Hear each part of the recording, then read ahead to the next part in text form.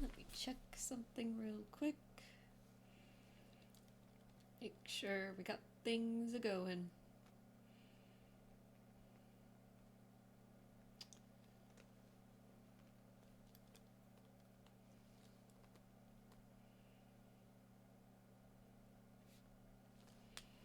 And it did not post. Post now. Oh.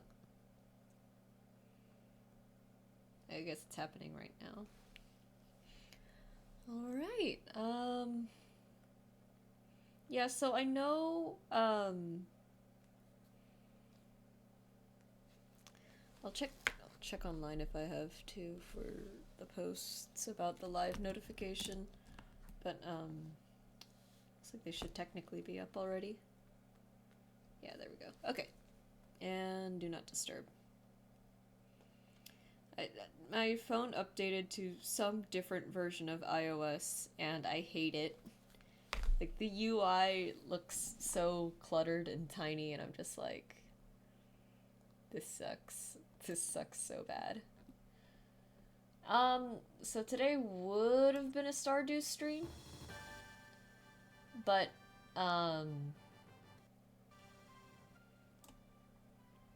today would have been a Stardew stream, but, me and Johnny actually ended up going to an art gallery today, and that's in Riverside. And Riverside from my city, if you take side streets, which I kind of had to because it's like rainy today, Riverside, if you take the side streets, is a bit far, to say the least. So that wasn't entirely fun, the drive at least, but we did go and it was great. Lots of cool art. It was really cool to see. Yeah, I'm glad we went. It was really nice. We were a little late, but like, the gallery over there isn't super big. Um, we would have gone down to the art market too, but it was canceled because of the weather. So, what can you do? Um, so here I am now.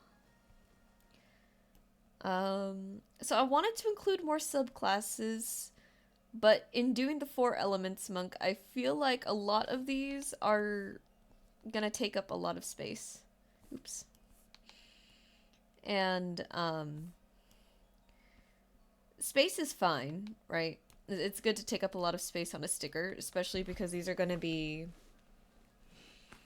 I want them to be decently big because, you know, there's a lot of, like, tiny details in there that I think deserve to be seen. The main issue is that, because I'm doing the Four Elements monk,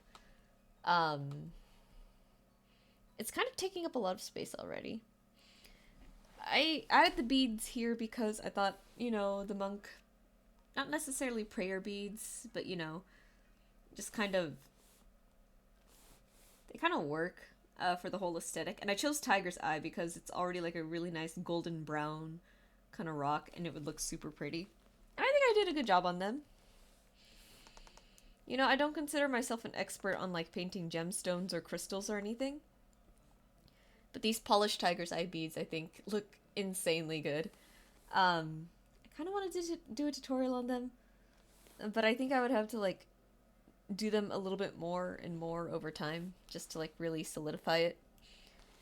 Um, so yeah, really these should like be for like the earth stuff already, but that would be boring if I just left it like fire, water, and air.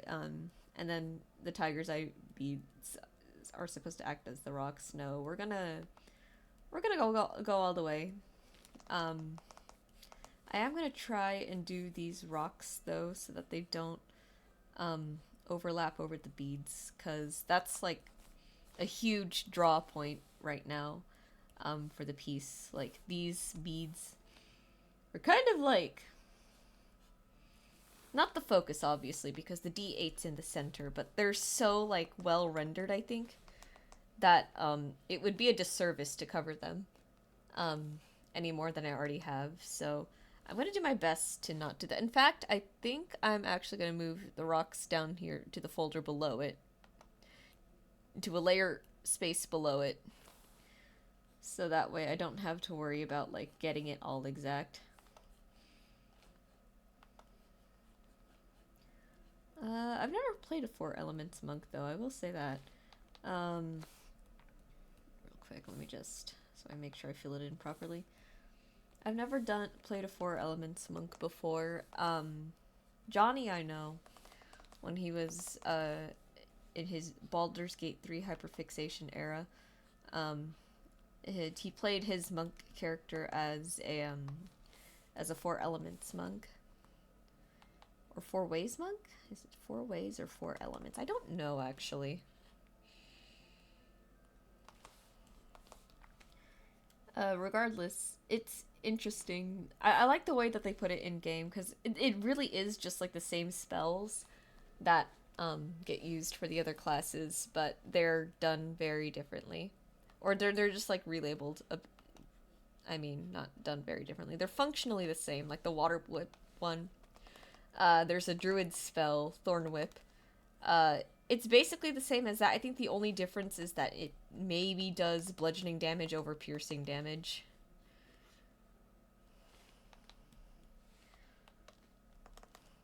Yeah. I tried to see if I could redeem myself with the whole, like, moving, rushing water kind of thing. Not too sure that I like it, to be honest. Kind of tempted to redo it, but I'm not sure about that yet.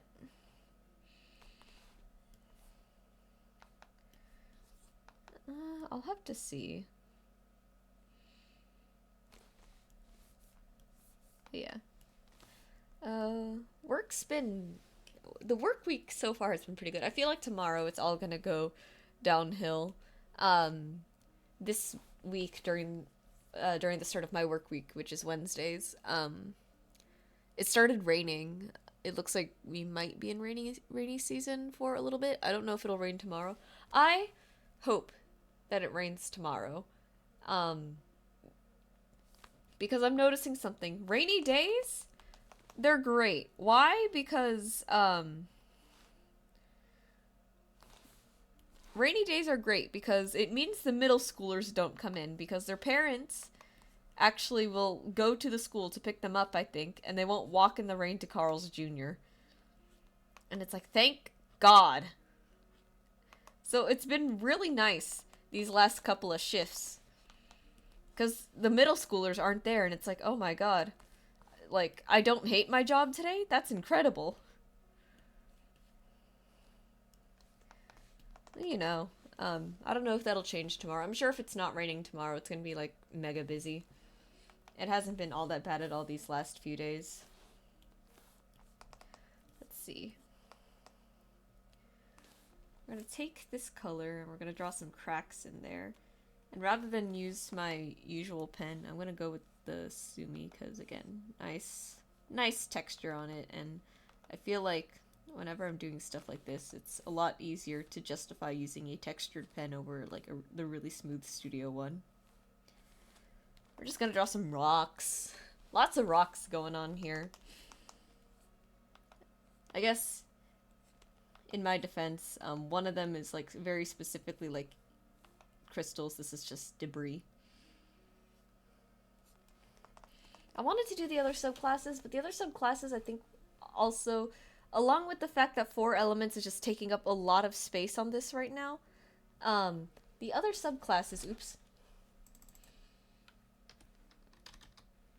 The other subclasses are just kind of hard to draw. Or the really, really, like, most played ones, or I think the most well-known ones. Like, Drunken Master, I don't really want to put a beer tankard in here. Because that's not what Drunken Master refers to at all. It refers to being, like, moving, like, in unpredictable ways to catch your enemy off guard. Which isn't, you know, being drunk, necessarily. Kensei, I have the quarterstaff there already, because that's, like, a very, like, monk-ish weapon. Astral Self would have been super cool. But again, I just don't have the space, which leaves Long Death, Shadow, Sun Soul, and a few other ones. Ascendant Dragon, Way of Mercy. It's not very easy to showcase in the space that I have. So this is kind of just what I'm working with. And that's okay. You know, I can't... I guess maybe it's a little foolish to think that I can do everything. That I can fit like 5 things onto a canvas, or 5 subclass concepts onto a canvas. Maybe that's a little silly. Anyways.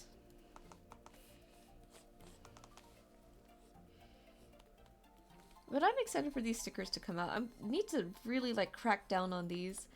Cause I got more art printed today, which means I have a stock now. Like I actually have like stock I can sell. Which means really all that's left are these class hit die stickers. And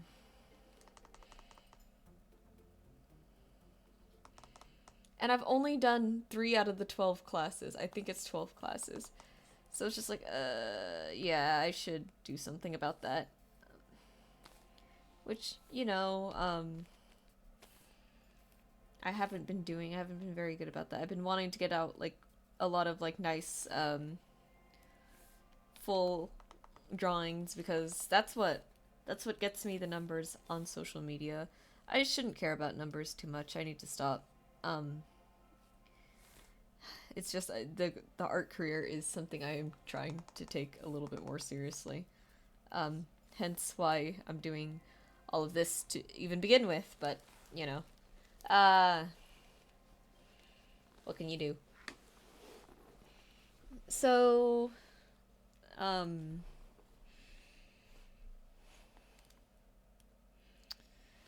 that's what's been happening. I think rather than use the acrylic, well, I do like the acrylic brush.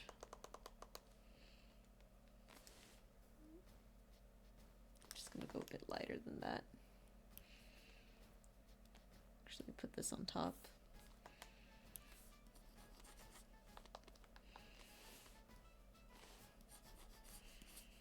And yeah, there we go. That should be good. I really do want to take like this whole like art career thing more seriously. I just don't know entirely what more seriously looks like, other than like, okay, let me finally actually put myself into the real world and not just Twitter. I'm hopeful though. I'm excited for everything that's hopefully coming up. Like I said, I should be able to do the art table thing soon-ish. I guess the other thing I'm worried about is the fact that I do have to apply for this. I have no idea if they'll even like take me out. Like I don't know if there's like a degree of like skill that they, or like a type of thing that they want. Which is kind of like nerve-wracking to think about.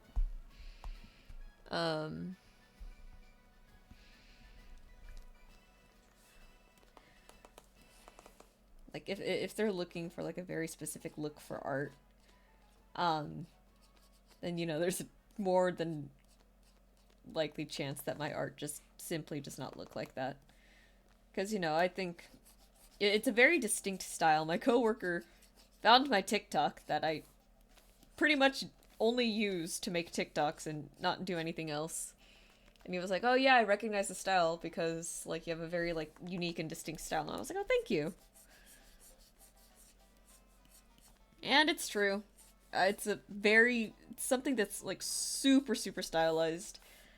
I can't say I can really think of, like, any, like, similar artists. Closest one is maybe Nikki Nellis. His stuff is super, super cool.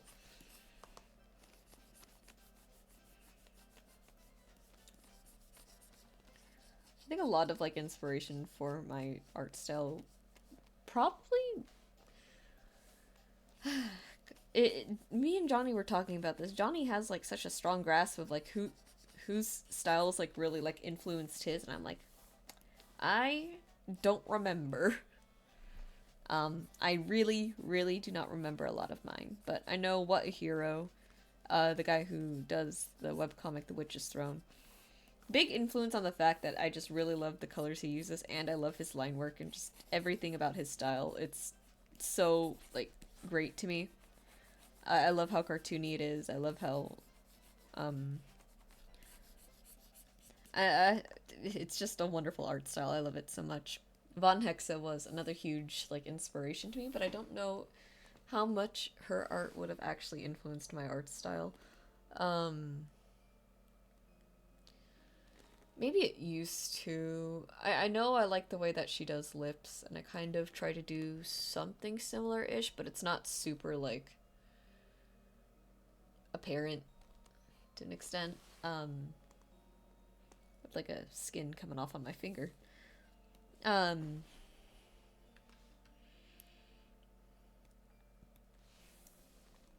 who else? Tetsuya Nomura.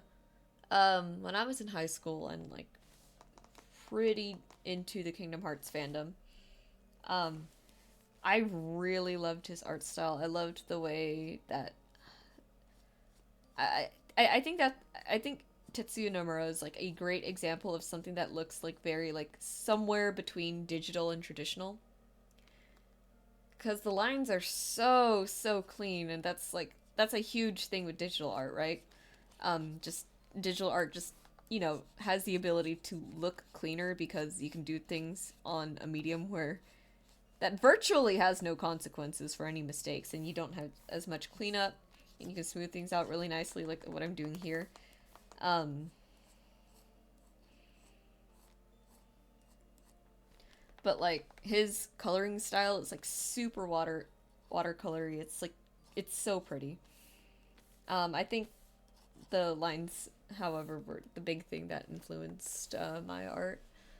I think Johnny's art also just influenced mine to an extent because self-taught, and at the end of the day, we kind of learned off of each other here and there. Yeah, I'm just looking forward to unwinding today. It was a bit busy, just not necessarily at work, just in general. My parents seem to be starting to trust me to like drive to more places, which is pretty cool. By that I mean driving further. And it's not that I'm a bad driver at all. It's not that I'm not paying for my own insurance, because I am. I am. I think the big thing for me at least is that maybe it's just like, well, yeah, I can pay for my own insurance, but like that's not going to stop like a really bad accident from happening and like, leaving me dead on the side of the road. Um and I don't blame them for that. I've seen the drivers, and I hate to describe it as like having major trust issues every time I'm on the road, but that's how I describe it. Like if I could just look at a car and be like, I'm gonna blow up every single car that I see on the street today.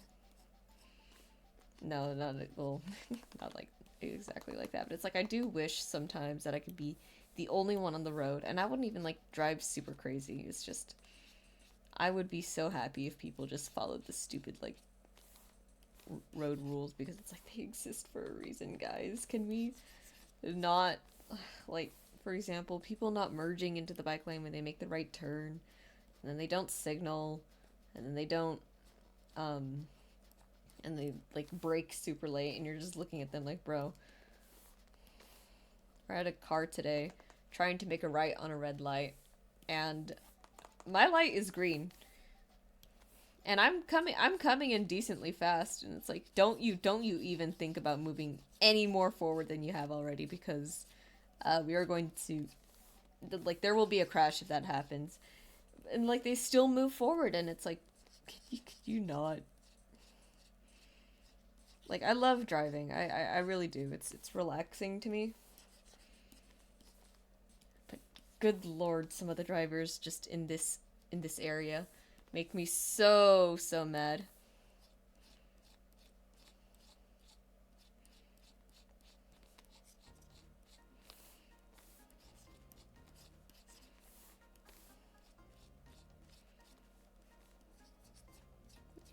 That's alright though. Hopefully we'll get to play Stardew next week. I'm really looking forward to getting the 10 heart scene with Elliot. Because it's a really cute cutscene.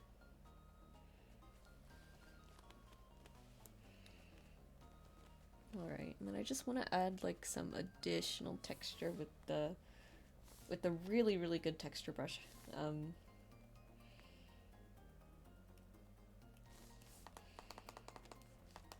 Like I said, this brush is just super nice for like so many things. Like, you can make things look nice and dusty in like a really nice and subtle way. And it's not super hard to use either, which is I appreciate a lot. I used to want to be I wish I had a brush like this like when I started digital art more, because it's so useful. I use it for a lot of things. Like grass, for example. Grass is something that's really annoying to paint for me for some reason. Like just having like different like colorations and like patches and everything, and having to keep up with all of that, and I just find it like super annoying to paint grass sometimes. But with this brush, oh, I found like a much easier method for that.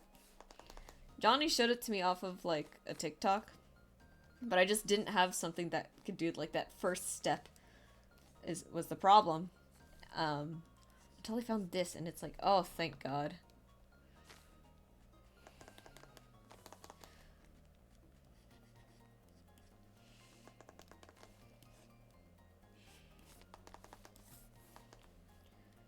I think I'm gonna add rim lights to these because, you know, they're not the focus. I don't want to add too much draw to them. I just want them to look dusty, you know? What's a little rock without some dust on it? And of course this is just like helping with like blending and everything. You know, these cracks should be on top, huh?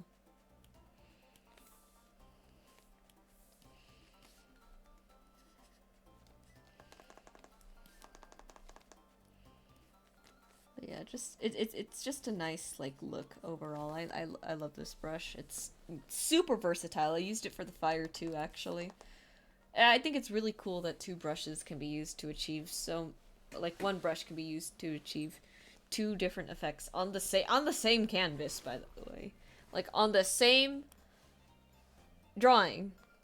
They're used for like the same they're used for different things, and it's the same thing, and I think that's super cool. Like I said, I don't need a fire brush, I don't need a grass brush, I don't need any of that. I just have a brush. And it's just learning how to use that brush that allows you to achieve like the different effects. Rocks. And then I think behind all of these, actually, that's where I'm going to do the wind. So I'm going to take a kind of interesting approach to this. Maybe it'll be interesting. I don't know. Maybe it won't be interesting at all. I'm going to take this one. I'm going to make it a really light, sort of like pale gray color. Like y'all have seen Avatar, right? I just gotta make sure it's like dark enough to where I can see it on the do not put that folder in there. Yeah, that shows up properly.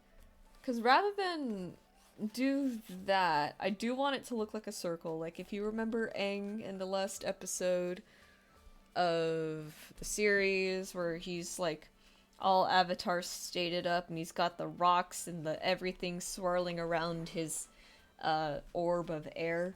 That's what I want to do. So how Now, do I want to do this? Because that's just going to be a regular fill. That's not what I want at all. And the reason why we're doing it on the very back is because, again, I don't want to cover these at the end of the day. These are technically floating around the thing, so we're just going to make sure that it's big enough. Let's see.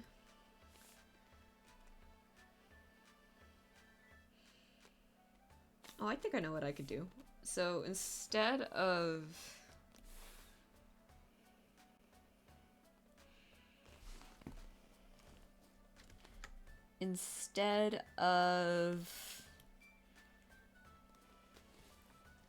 Instead of painting it on, we're going to erase it. We're going to use negative space to our advantage here. I'm gonna put a blur over it first of all. I think 10 should be good. This is gonna be fun. So we're just gonna... Oh god.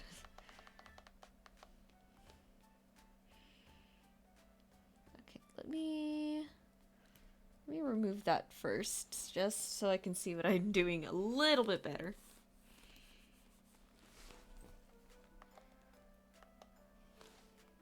And I think that brush might be too big. Alright, so, because what I'm going to do is I'm going to really concentrate on making these spots empty. If I do this right, it might look like wind. Might. Oh god. I don't actually know how to do a lot of the effects that I'm doing right now, actually. Like, I've done fire before, but not, like, concentrated rings of swirling fire. That's kind of different.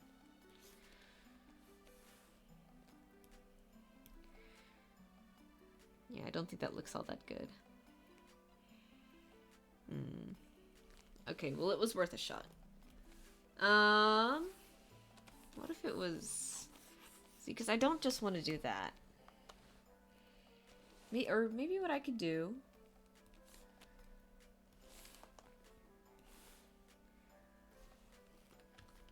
A tornado shape would be cool, but the issue with that is that a lot of it is already obscured. It's just best to do the circle.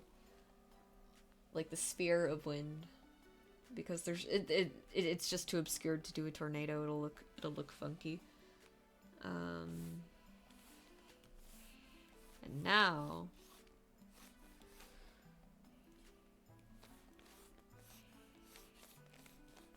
let's see. And how do I want to do this? It's just like D&D, me asking like, how do I want to do this?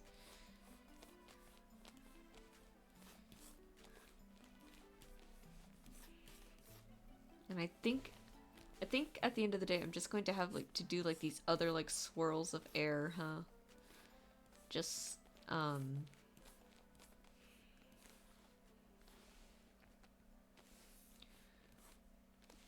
because it's so constrained behind everything there.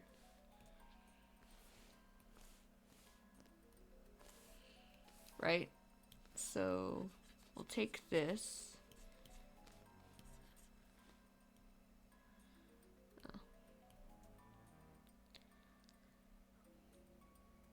Okay, we'll do it to the two separate layers, just in case. Just in case. Alrighty.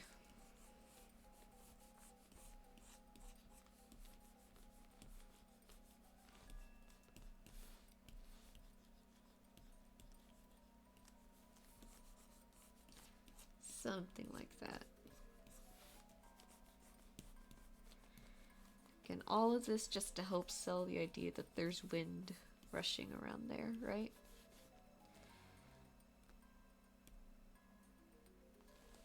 And then what we'll do, we'll add another layer. This one will take this pen again. This is another just really good brush.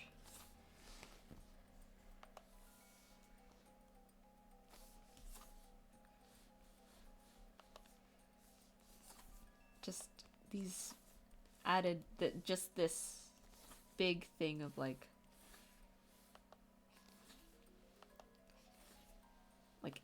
like extra stuff going around it.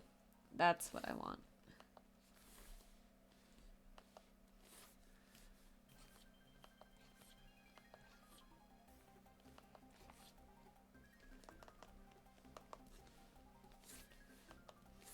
Just like I want like these big, like this big vortex looking thing.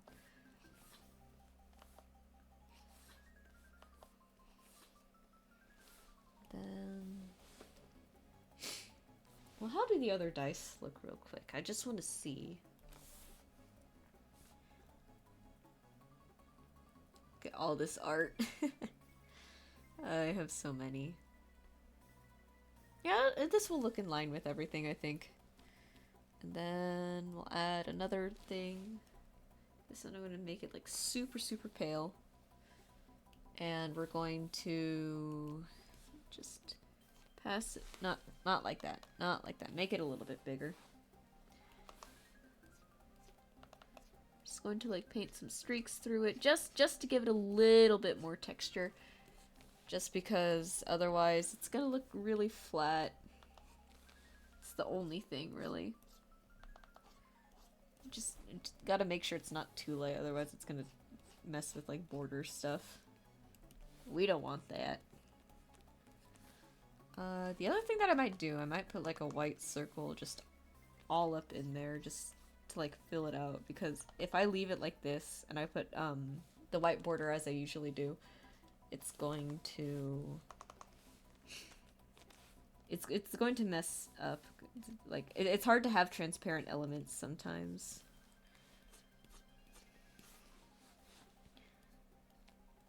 Alrighty.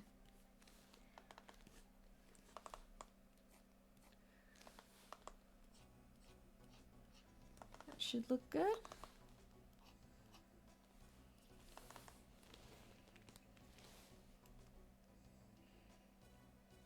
I think that's a pretty good looking sticker. It's just the only thing now is I want to move this sort of spark down because we actually do need to keep it kind of constrained to some borders. Because, you know what, we'll do the shading here first. So, take this, take our watercolor brush, do a nice clipping layer, get rid of our stabilizer. I keep forgetting to do that today. I'm tired. I'm definitely tired.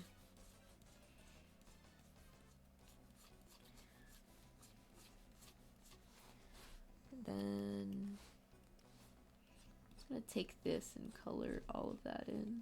You know what I should do? I should reference the other D8 sticker. That would be good. Part of me is thinking, actually, that it might look better if I just don't render the hit die at all. Because, like, standing next to the rest of them, it doesn't look that good. Like, let me see if I just...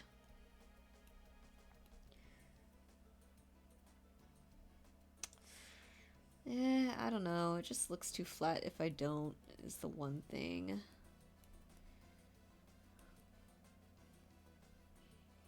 I'll have to figure it out. As I do with everything. What is my art if not me just stumbling over myself and thinking, well, you know what, it might work, and then it doesn't work, and I have to go try a new thing, and because the 2 hours that I spent trying something new didn't work out. But that's how it goes. Alright, it's 10:34 right now. I wonder if I should find like a different stream time at this point for Thursdays. I would do it like right after work, but I just don't feel like streaming right after work is the one thing.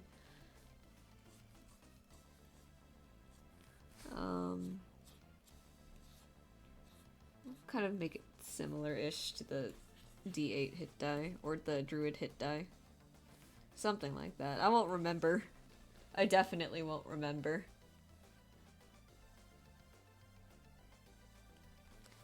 Let's see, how did this go anyways? I guess there was just like a thing. I kind of already did that already on one layer, so I won't think about it too hard.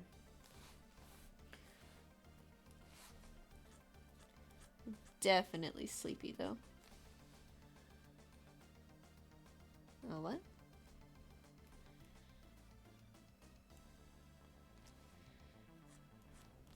I don't know why there was just suddenly a new layer there. That was weird.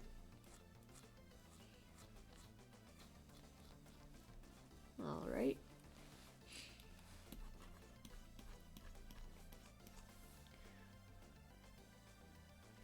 Not as round as I'd like it to be, but that's okay.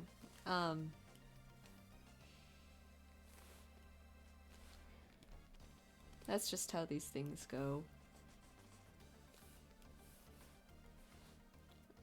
Gotta add more stuff to the art tutorial folder as well. Like I said, I think I'm very comfortable with my art right now these days, right?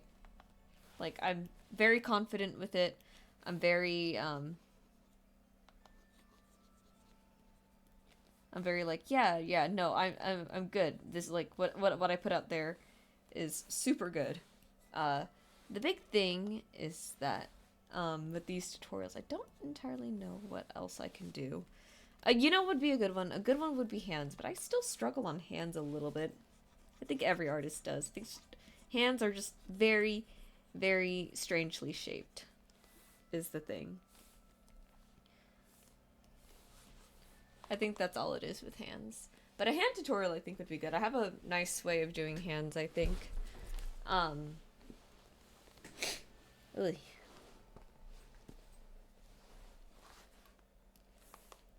Is the way I like to do. The way I've been doing a lot of things recently when it comes to anatomy is using boxes. And I like boxes because perspective is a dumb, stupid idiot thing. And it sucks that we have to do it, but you know, we have to do it as artists. But the human body is so abnormally shaped. Like it's such a weird shape, right? Like it's so like, oh, why does it look like that? And you know what isn't like weird or abnormal? Boxes. Boxes are super like regular shapes. So if you just turn like a lot of the human body into boxes, and I'm not saying every single part of the human body you should sketch out as a box first, but it really helps. I like it for the chest and the hands specifically. The feet, sometimes I might do that. Sometimes I might do that for the feet. But other than that, it's like... Did I do the rim lights on the sorcerer sticker? I don't remember. I think I'm gonna do a proper, like, art style breakdown. I think I did, right? Yeah, I did. Just a little bit of it. I'm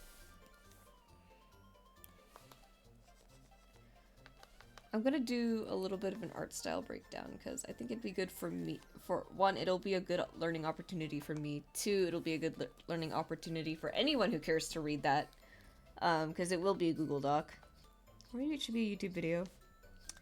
I don't know.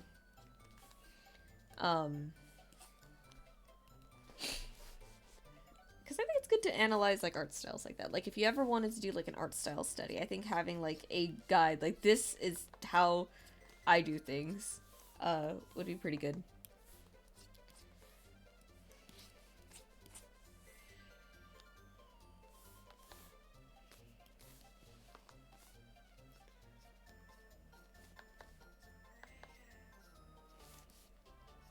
I wonder if these would look better if I made the layer into an add layer.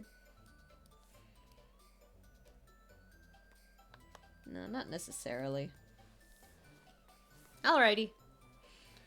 So now begins the funny part of drawing a hand, I guess.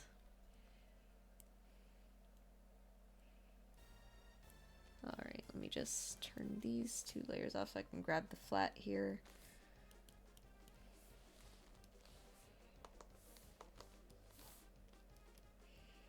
This is gonna be fun. I think I definitely want it to be like some sort of hand shape, you know?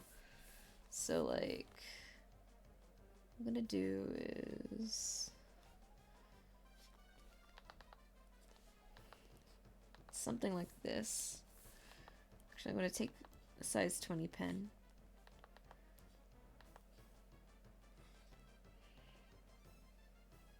Go like that. Go like that. I don't usually freehand hands, so this is a little wonky, I think.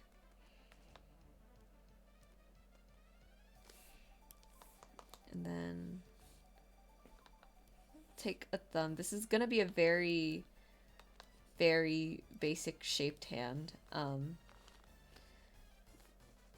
This part absolutely needs to be a bit taller.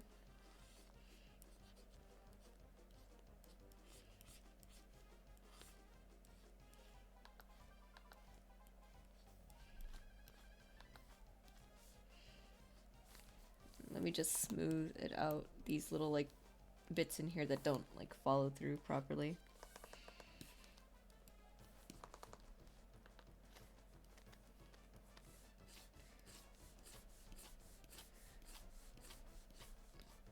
I want these like little dice decal bits to be like very like loose and like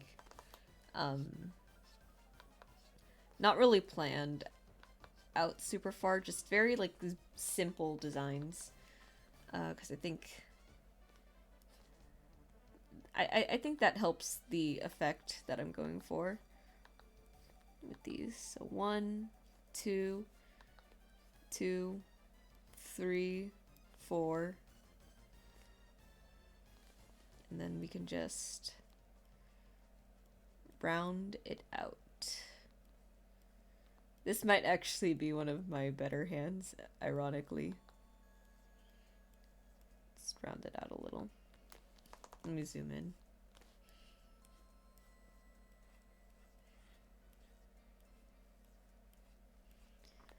I feel like Twitter and Blue Sky's algorithm.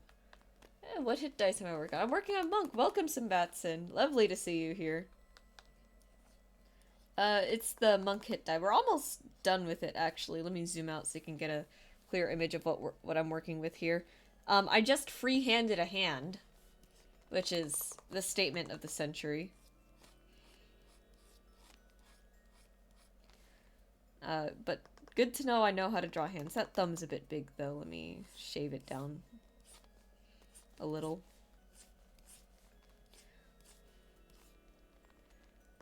Damn, freehanding impressive. Yeah, it's honestly, it turned out better than I thought it would, but I guess that just speaks volumes to how much I've drawn hands. I should do a hand tutorial. That should be what I do next. It's just, I feel like if I get... Is it supposed to have 6 fingers? Yeah, it would only have... No, wait. I guess that is... Well, maybe it's a Gravity Falls reference. Yeah, it does look like I gave it 6 fingers, huh? Okay, hang on. I can't count. Don't mind me. I can fix that, hang on. Round that out.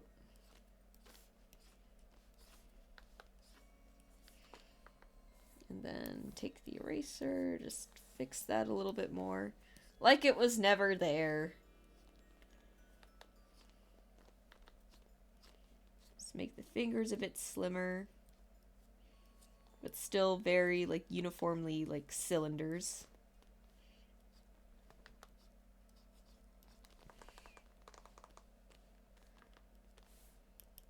Take the eraser again. I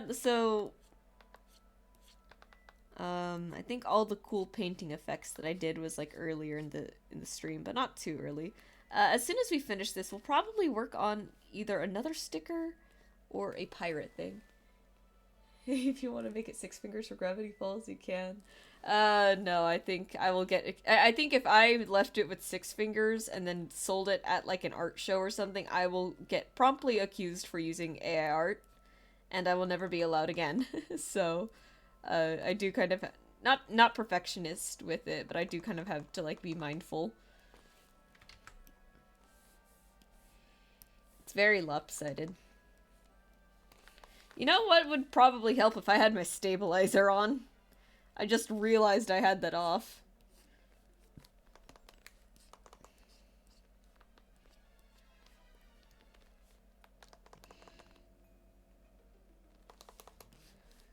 Let's see. Bring this down. Bring this inward, probably. I want it to be like a very, like, simple, not very hand-looking hand. Should be very open palm, I think. Oops. That being said, I am going to add the detail of, like, something like this.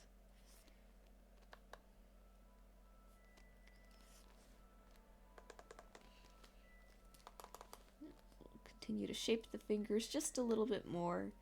I want them to be very, like, stubby. Or not stubby, very cylindrical, kind of lacking in depth. Just to go for that sort of, like, graphic design kind of feel to it.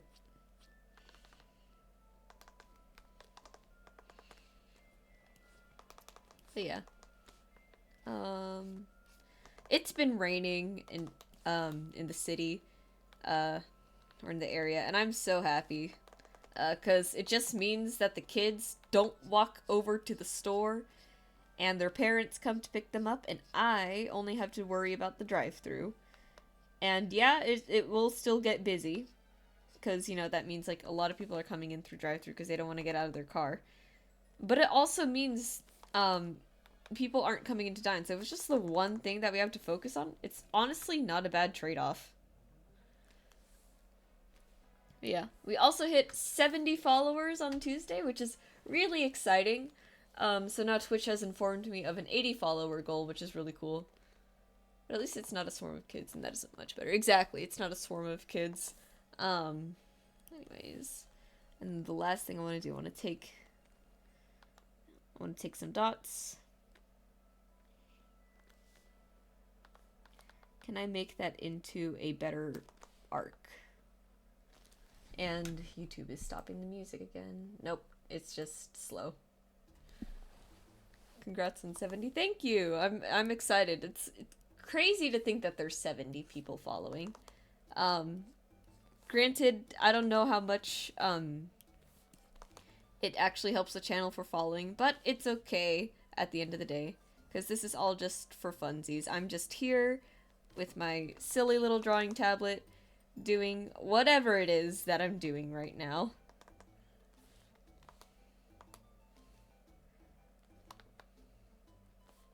It is exciting though. Like, slowly but surely we are growing.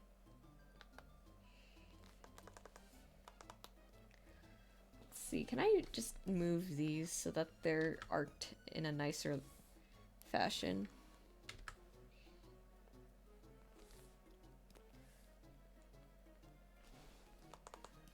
I think if I move the hand more this way, and then I move all of this up and this way, that should look good. And then from there, I can move it like this. Aha! Sorry I haven't been here that often recently. Oh, it's all right. You don't gotta worry about that. Really, the only thing I've been, like, more concerned about, like, I love and appreciate, like, all the support on Twitch, right? Because it's really cool that people, even if they just check out the stream for, like, 5 seconds, like, it's cool that somebody, like, gave me the click and decided to see what was happening, right? The big thing that I've been worried about is, did Twitter's algorithm change again? That's because... Or Twitter and Blue Sky, I should say. Because that's the big thing, right? Like, Twitch is here, but art is my main thing. So it's kind of concerning when art kind of flops a little bit. I can take, like, one piece not doing super well, right? That's, like, you can't win them all. You can't win all... you can't win them all, and you can't win any of them, or something like that. That's what I heard off of a different YouTuber. But it starts to become a little bit more concerning when, when it's suddenly like 2 pieces or 3 pieces, it's like, okay, why is this algorithm changing so much, and why is it always for like the worst? Um, I think it's picking back up again. Because all it is really, it's like Twitter is more about quote retweeting, dunking. I don't know about Blue Sky. No, I doubt Blue Sky is like that. I'm sure Blue Sky is just like either pure interaction based or engagement based or comment stuff like that, right? Um, Twitter, however, I will fully believe that their algorithm is just there for um, like encouraging people to be like their worst selves. I guess I should say, because you know that's what really pops off, for some reason. But again, it's all like I never like I hate asking like, hey, likes and retweets appreciated. I don't like that. I've never liked it. It to me it just comes off as to me personally, like if I did that, it's like I'm not good enough and now I have to like ask people for this thing that I probably don't necessarily deserve because I underdelivered, right? That's how I feel. That's how I feel about it. That's why I don't like asking for likes and retweets. Um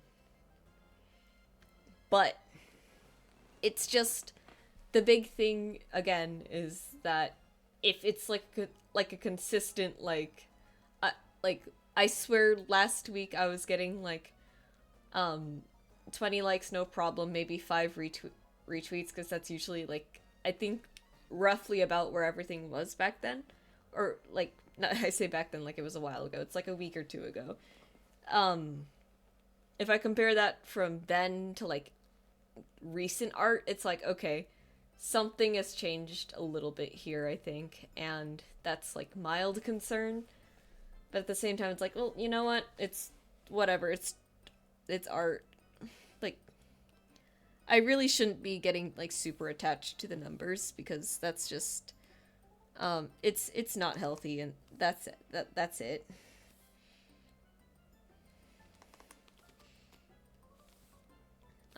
Again, all it is that it's just a little bit concerning. But I am grateful for the interaction that I do get. I recognize that I recognize that I still get a good amount of it.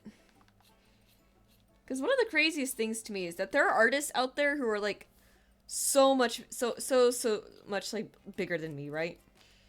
And then I look at like the interactions and it's like kind of the same as mine, and it's like that doesn't seem right, right? And when I say they're bigger than me, I mean like their follower count is like through the roof, like out the wazoo, huge followers, right?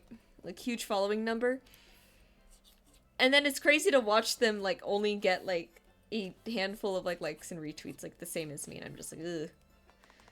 Which is again why I'm not too concerned about follower counts and stuff. It's like they're nice to have, but I'm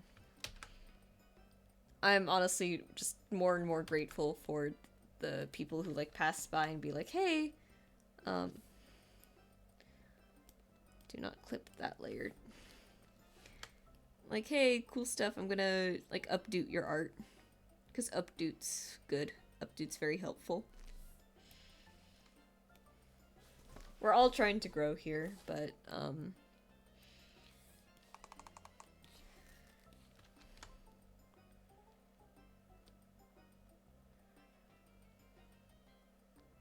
yeah.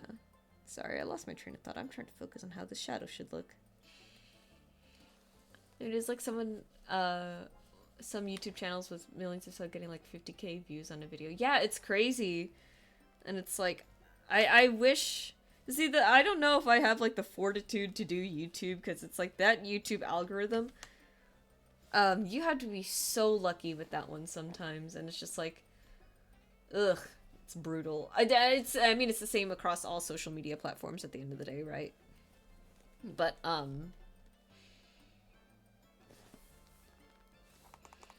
don't know, it's just crazy. What happened up here?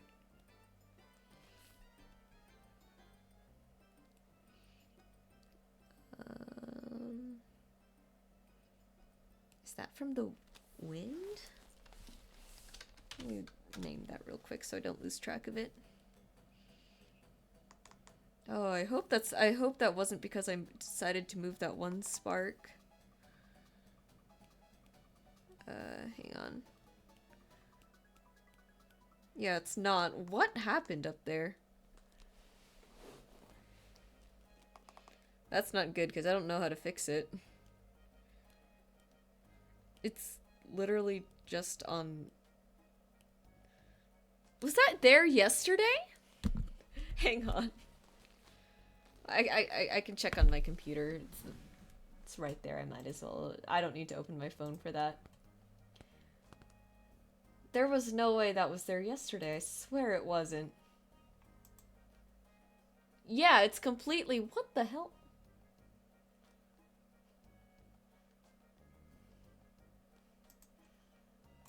What? What happened? Genuinely, what happened?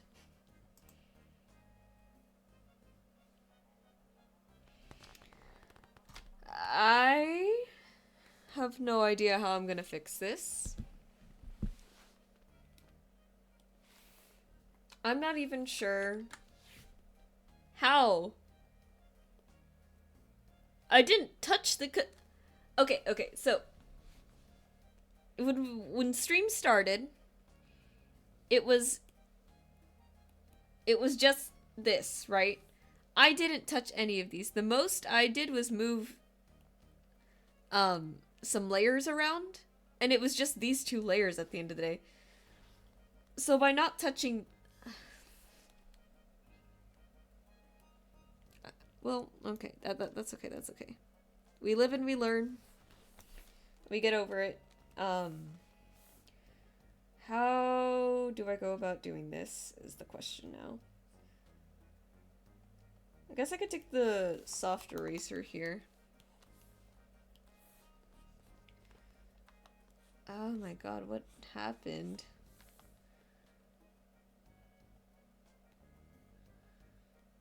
Because here's the base shape, right?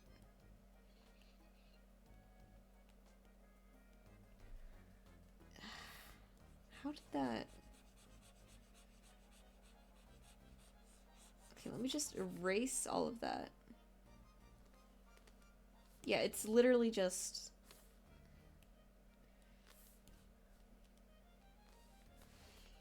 I think this was a little bit more yellow. So I just gotta try and color match it now is the thing.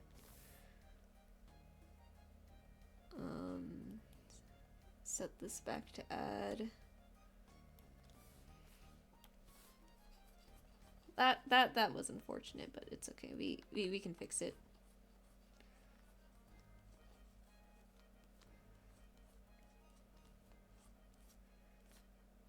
Like, it was never there to begin with, kind of. Let me, hang on. That's a bit too bright.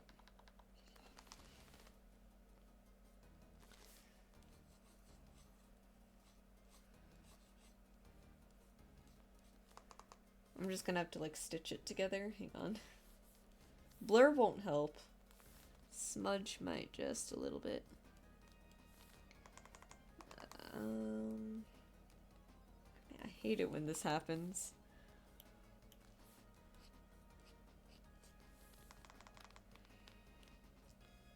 Alright.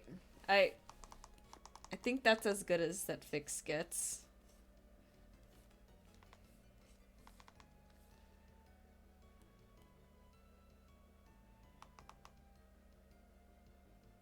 I still don't know what happened, but I think that's good.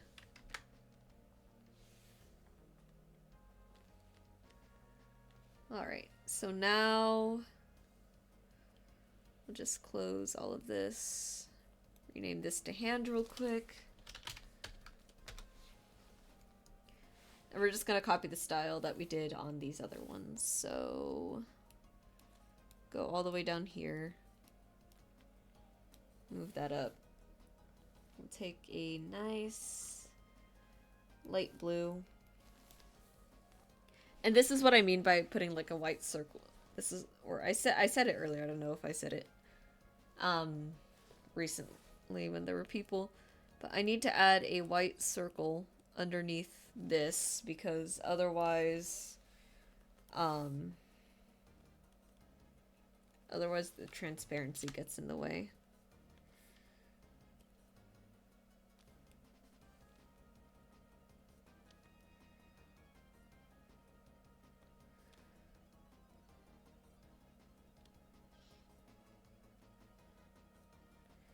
Because it would be nice to have it transparent, but since this is a sticker, it kind of needs that like white underlayer right there. We'll just blur it. In there. It's like nothing, it's like there was never a problem to begin with. Which means now we can just do the white layer. We do our white border now. Okay. Don't actually remember how thick I make the layer. I want to say it's 100, but I am never 100% positive.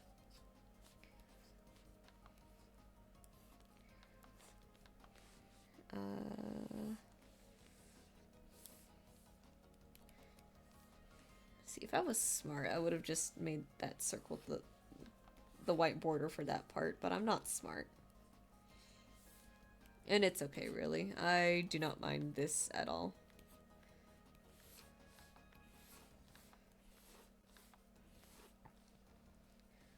I'm excited to get these all on one sticker sheet, though. Because it's one thing to look at sticker designs, it's another thing to sort of get a preview of them, like, kind of on a sheet. Like, when you put them, like, in a whole... not in like, a little collage together. I think we'll try that out when we finish it here. Like, make a new canvas, one that's nice and large. And we'll stick them on there and see how they look. I don't know how big I should go.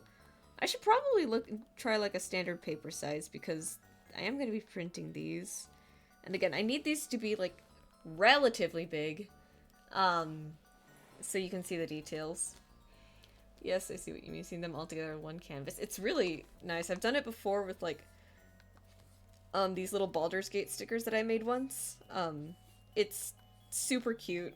It's cool to see them all together. Oh yeah, when I got my prints printed, I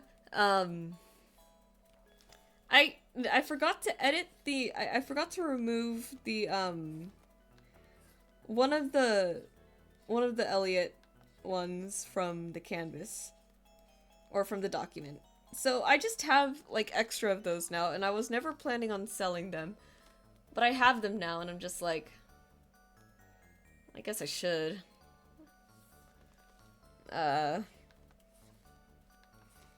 So we'll see how that goes, but they are there. I do like how the prints came out, actually. I think all of them, it's always a little stressful printing sometimes because print previews can only do so much to show you how your art is actually going to look on a piece of paper. Because ink is just so much different from, like, digital color profiles, right? Like, it's annoying that we have to deal with these things, but here we are having to deal with those things. But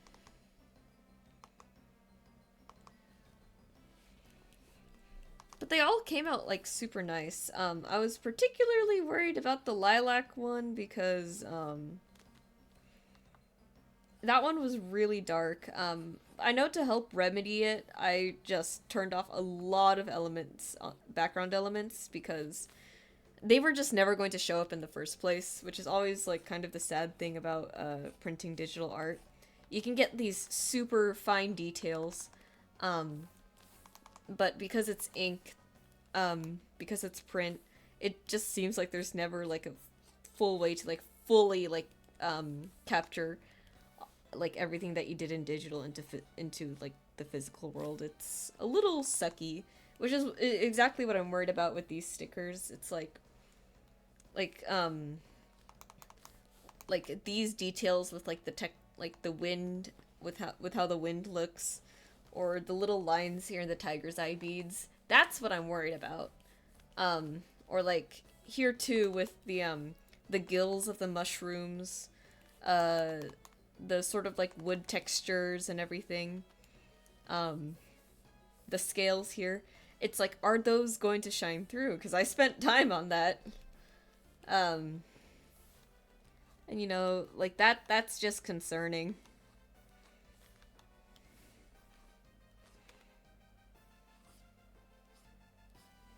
So I think I will definitely like test print them. If not at Staples, then at the very least at home. Because I need to make sure that things can be properly seen. Alright, and that should be the finished monk sticker. I think that looks pretty good. You know what I think I should add? I think I should absolutely add like some dust clouds on the rocks. That I think will help sell the effect a lot. I'm gonna take some beige. Beige is a nice color. That's kind of like a... No, that is beige. That is beige. Sometimes colors have like really like specific, not specific names, but like really like strange names. Specific, I think, was probably the right word. Like weirdly specific names, and it's like, okay, whatever you say, that's... Yeah, that's that. It looks really good. The hand is really nice as well. Good job freehanding it. Yeah, thank you. I am proud of this one. I think of the 3 so far, I feel like these are just hard to beat. Let's see. So we have Sorcerer, we have Druid. I'm probably gonna get rid of these green highlights, actually. I'll do that later. And we have Monk. Druid, I think, is just really, like, pleasing to the eye. It's, like, simple and doesn't get too much. I would have added more plants, but as it turns out, a lot of plants are not fun to draw. And I would have done animal tracks, but I'm going to be doing that for Ranger already. This one I really like, because I feel like I got to play around with, like, a lot of, like, textures and everything. But, I don't know. I don't know for sure. This one I think just looks super cool and just very reminiscent of Avatar, which is great because that's kind of exactly, well, not exactly the vibe that D&D monks have, but at least the 4 Elements one does, and I think this one's pretty cool. Alright, let's open a new canvas, actually. See if we can, let's see. What is the standard size of paper? Hey, Biba! Hello! Oh, we just finished the... Let me take this off screen so you can see what it looks like. We just finished the monk sticker, because I completely forgot I'm supposed to be working on sticker designs. So how big is the standard piece of paper?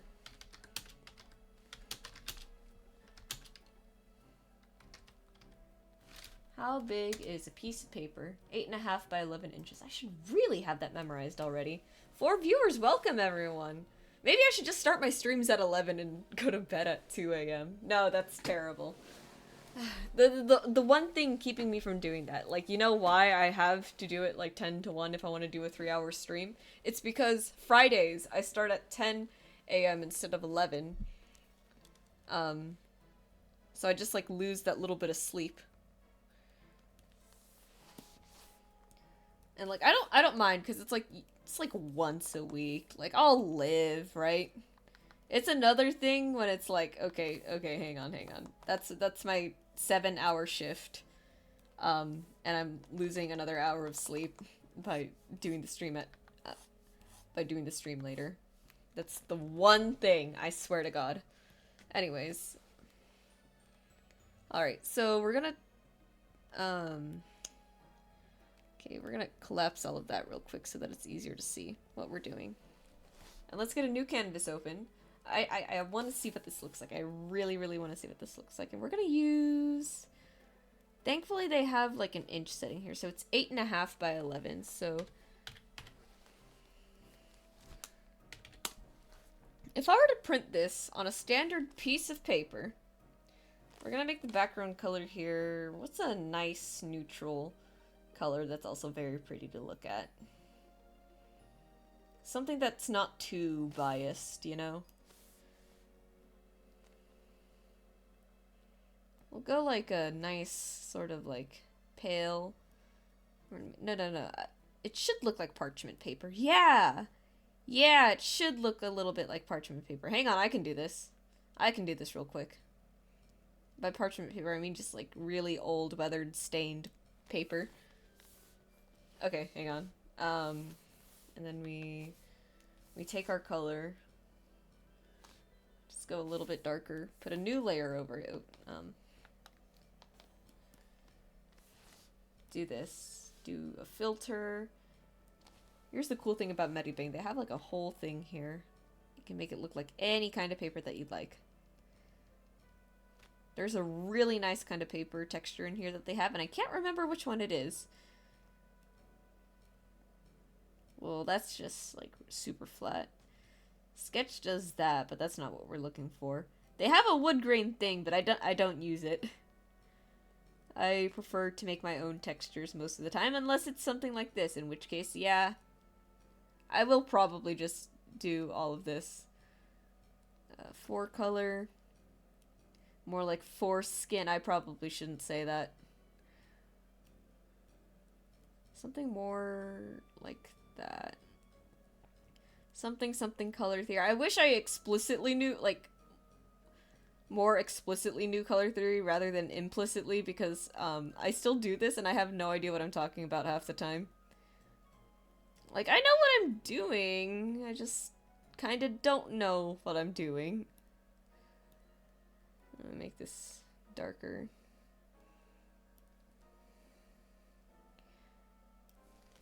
Alright, that looks nice. So now, let's just take a nice dark color again, and we're gonna find my favorite spatter. No, where's the splat brushes? We're just gonna take this new layer. Let me actually color pick off of this, and then just make it tinge more orange. Something like that. Just give it like this nice sort of weathered look. Then something like that. I don't know much about making sticker sheets, but I do know how to make really, really nice looking paper textures by faking everything until it works out.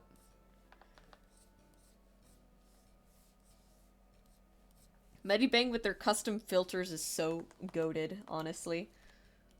Okay. There are like 256 million colors, you're fine. No, because color theory is actually like so cool though. Because it's like you can really like transform colors when you really, really have like a firm grasp on it. Do I have like 100% god tier understanding of color? Absolutely the fuck not. But I'd like to think that I am really, really, really good at choosing what colors to like render with. And I think it works out super well. Real quick, I'm gonna turn off those green highlights because I kind of stopped using them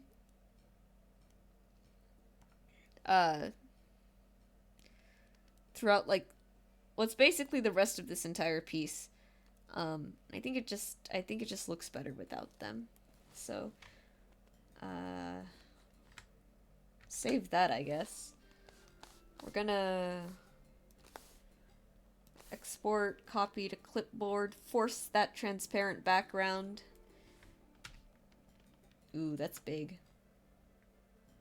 That's kind of big.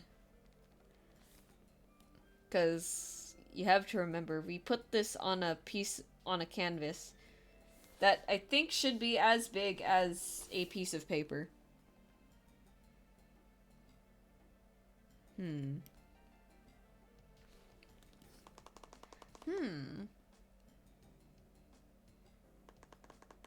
Maybe it'll be fine. Let's just grab another one real quick.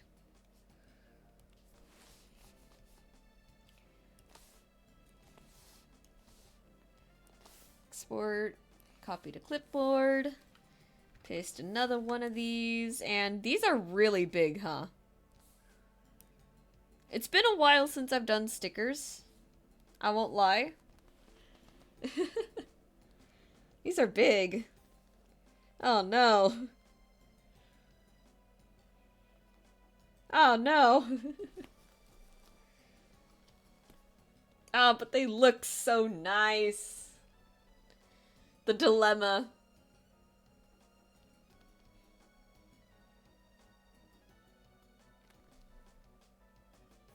If I print this right now. Because I can't print. Oh man. Use images. Yeah. Yeah. So that's not gonna fit 12. That's not gonna fit 12 stickers at full size. But I don't want to deviate to like other sticker designs because it's already taking me so long to get through these. Okay. Okay, we need to use our brain cells on this one, chat.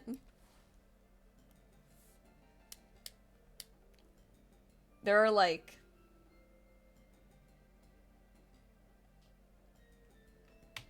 What's the biggest size I can get, like, papers printed for, like, sticker... I just don't want to make it smaller, because then you won't see the details.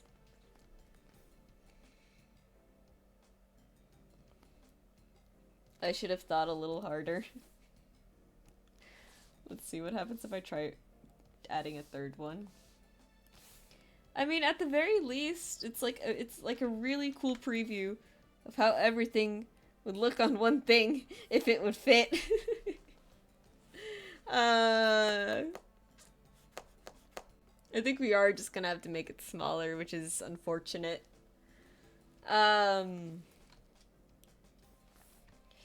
That's okay. That's okay. I should have like mentally prepared myself for this.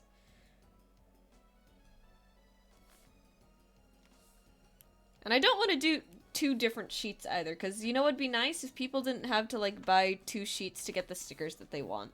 They just have to buy 1. It's kind of like having a part 2 to like long form video essays. You could just put everything onto one thing and just work it through. But they look cool, you know? This would if I knew how to use Photoshop and I had access to like vector stuff, that would be helpful. You guys know how have you guys seen the have you guys seen like those art videos where like someone like they keep zooming in and it's just all these different images like layered on top of each other, but like they keep zooming. It's like if I kept zooming in here and then like this pixel just had like another full illustration in it and then you kept zooming in. It's like that. That's created using vectors, which is a really cool thing. I would do that, but 1, I don't have Photoshop. 2, I don't want to pay for Photoshop. 3, I think my computers would explode. I don't think I have a system powerful enough to do that. It does look like I can only fit 6 on a page, though. I am going to say that. I am gonna save this to my cloud real quick, just the Hit Die sticker sheet.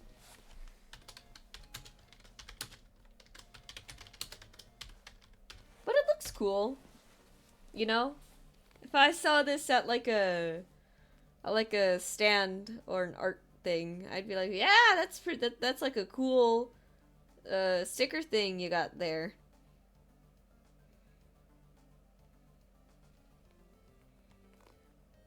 I like it. I'm just sad that it has to be so tiny. It's okay. It's okay. I guess I guess I should be more worried about like the bigger details. And like if people want to see the finer ones, they can just look at my art. You know? Real quick though, I do notice over here this part of the border needs to be just extended a little bit, so I'm gonna fix that real quick. I'm excited. I'm excited regardless of what happens. I think the only thing maybe is that I am worried about like not making any profit, because all of this is inevitably gonna cost money to make, and I'm like, it's practically all out of my pocket, and I'm just like, that's okay. That's okay, just do it for the experience, just do it for the experience, but man, is it gonna hurt. Real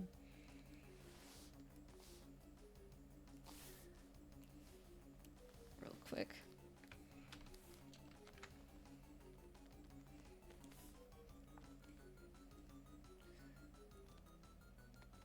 Let me just see if I can get this so that it's like nice and properly overlapped.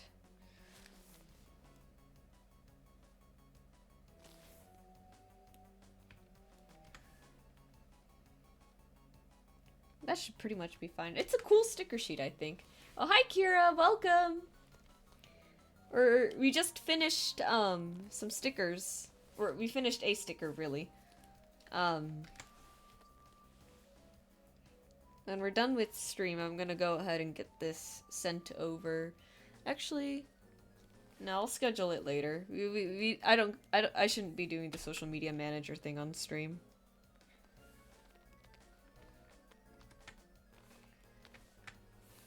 But yeah, we finished this design today. I think it's looking pretty good. I am quite proud of it. I think it might be the best looking one of the bunch. I'm not sure I've decided that yet.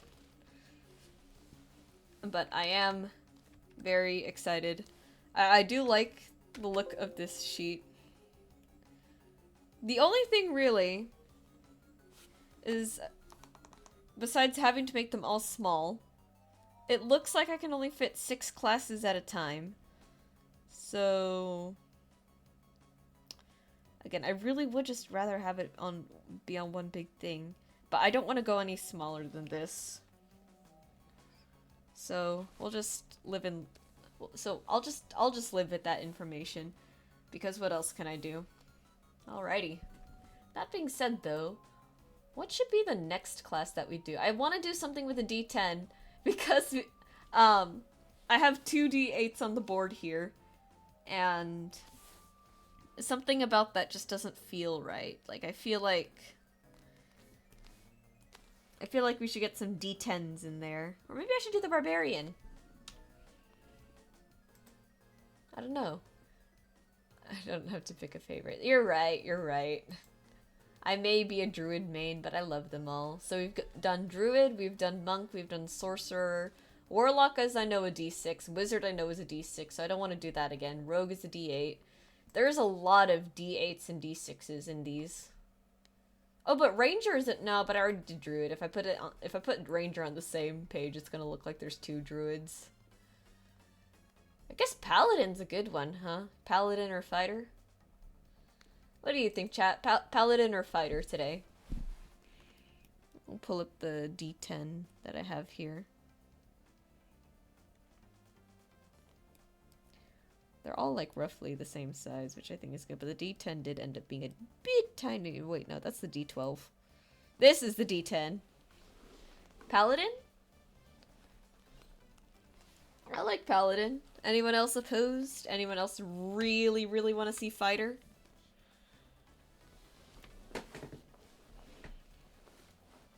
I looked up so many like dice PNGs when I was making the template for this. I wish I did better on the D12, but I feel like Barbarian's just gonna have like such enormous like stuff around it that I think it's fine if it's a bit tiny. Paladin sounds nice. Alright, looks like we're doing Paladin. Change that back to the pixel measurements, please. 2,000 by 2,000. Oops, not 20,000. I don't even think Medibank paints like that much, or like can handle that size. Alright, so...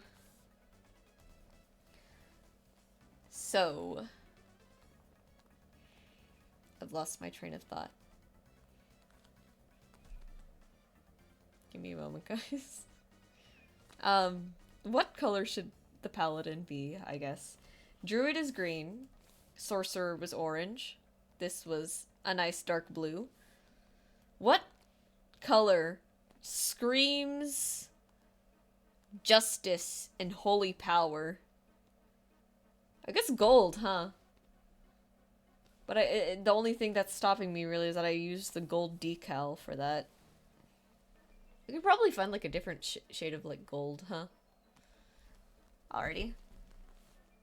I think gold has to make the most sense, right? Like a sort of, maybe something, like maybe a golden yellow. Not necessarily gold, but a nice golden yellow. You know, speaking of gold, there's this guy I used to watch a lot of YouTube, or a lot on YouTube. Yeah, I would go for something yellowish as well. Okay, so we're in agreement there. There's this guy I used to watch quite a bit on YouTube. His name is Ribinator. He makes dice, and it's so funny, because his trademark for, like, his dice, or, like, the running gag, I guess, to say, is that he would paint all of the dice numbers with, like, I think it's Auric Armor Gold, like, the Citadel paints that you use, that's commonly used in, like, the Citadel paints that are, like, commonly used with, like, minis and stuff. He would always use, like, Auric Armor Gold, and it looks, I don't blame him, because it's a damn good shade of gold. But my god, he painted everything gold. It was kind of funny. Alright. Well, I guess first things first, besides the color, it's more like second things second. Paladins use a sword and shield. I could draw a sword first. I feel like that's probably easier for me, huh? I think we'll have it, like, crossed to, like, that, like, behind the thing. Or maybe I'll have, like, a different kind of weapon crossed with it. I'm trying to think a little bit. Do I have a long sword in my collection? Just real quick. I mean, like, mechanics-wise, I think you would use a katana, you would use the longsword stats for a katana. But I don't have it. I have a longsword in the form of, like, the Zelda Master Sword, but that's not in my room right now. I gave that to Johnny because he really likes Breath of the Wild, and I kind of got that because I was like, oh boy, swords! So, let's see. Let's look up a longsword real quick. What's the most basic longsword I can pull up? Is it one word? It is one word. We'll just pull something, like, really, like, generic.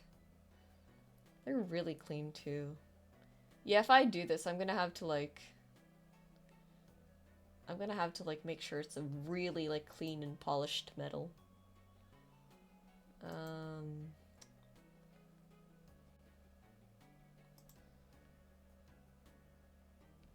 Let me just make sure I study the blade properly.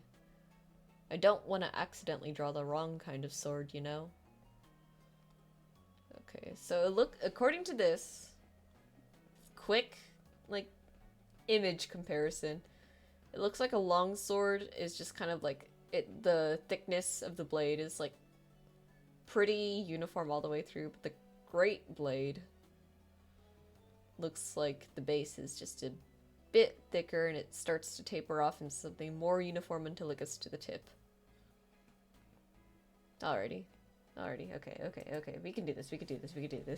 I say that like this is something I've never done before. I've done this before. I need to stop, like, psyching myself out. Okay, so we're gonna start with that. I mentioned earlier in stream, I don't think anyone was there is the one thing, The reason why me and Johnny are a bit like wow today, like we would have done Stardew except for like this one tiny detail. There was an art show at his college campus today, and we went there. And the one thing about his college campus is that it's not like super far away, but because I can't take the freeway, um the drive was just so long. Um and like, Johnny also had class today. I had work. So I guess both of us are pretty tired at the end of it all. So it would have been a Stardew stream, but it's all right. We'll get to Elliot kissing next week for sure, probably. Or I'll make sure of it at least.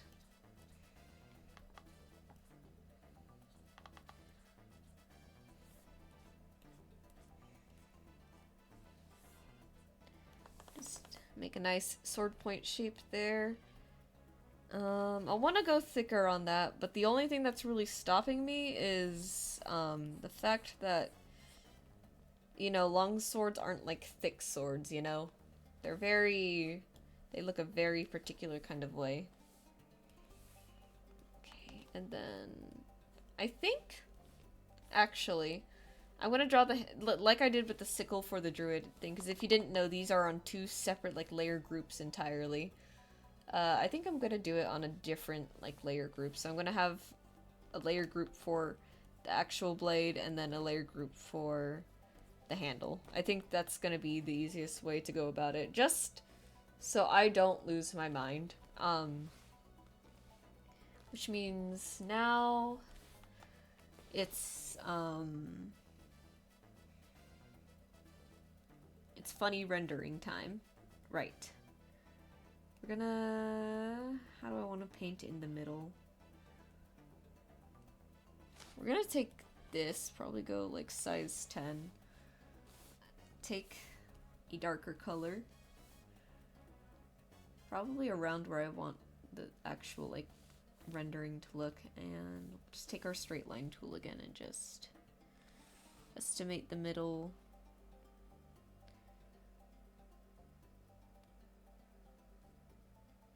It tends a bit thick for what I want. We're gonna go 5 actually. And we're gonna clip the layer because we need to start doing that. And the music stopped. Ah! I don't get why YouTube's gotta be like that.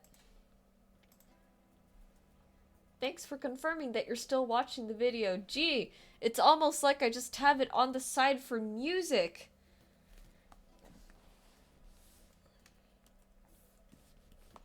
I hate YouTube sometimes.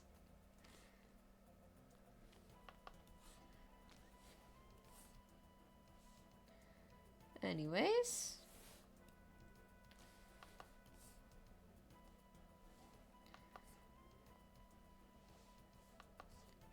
Should we get something nice and...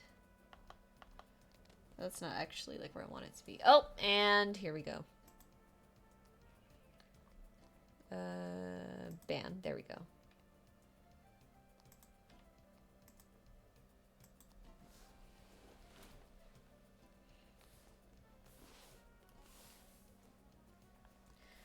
Don't you just love the bots, chat?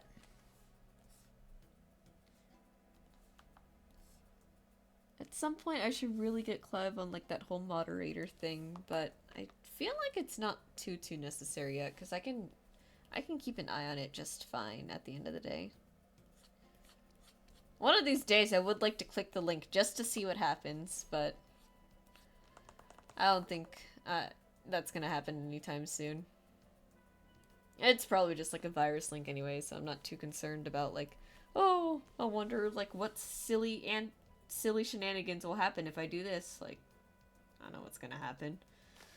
Actually, rather than have it continue all the way to those corners, let me do like a sort of like fake taper here. Not fake taper, but like I only say fake because usually when I do these tapers, I'm like drawing them in. I'm not erasing it, and yeah, something like that. think that looks better.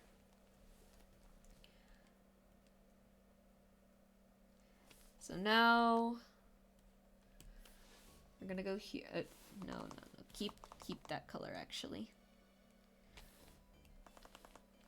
And we're gonna do as I usually do with metal rendering.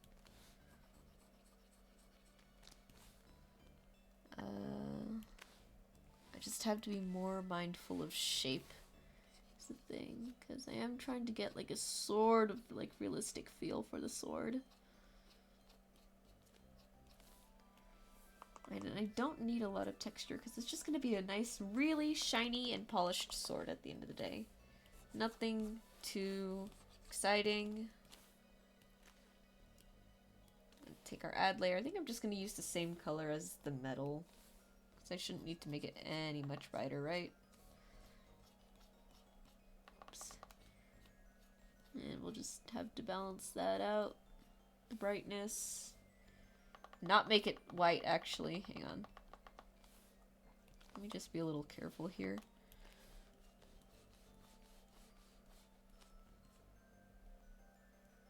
I want to make it super bright, but it's just gonna blend in with the background right now, and I'm gonna get confused. I get confused a lot. The other day, me and Johnny had to go to Staples because Johnny needed like more of this special kind of paper, and they have an automatic door at this Staples. I think all Staples might actually have automatic doors. I'm just not too sure. And my dumbass, as we're leaving, there's a guy walking in at the same time that we're leaving, and the door opens, right? Because it's automatic. And I'm not paying too much attention to anything. And as we walk by him, we're like, oh, thank you. And then we're like a couple steps outside the store at that point, and I'm like, that guy, the door was automatic. And Johnny's like, yeah, well, like, why did you say thank you? And I'm like, I thought he was holding the door open for us. I need help sometimes. I just be on a different level of stupid some days. I'm just gonna blur this a little bit because I don't need it to be super solid.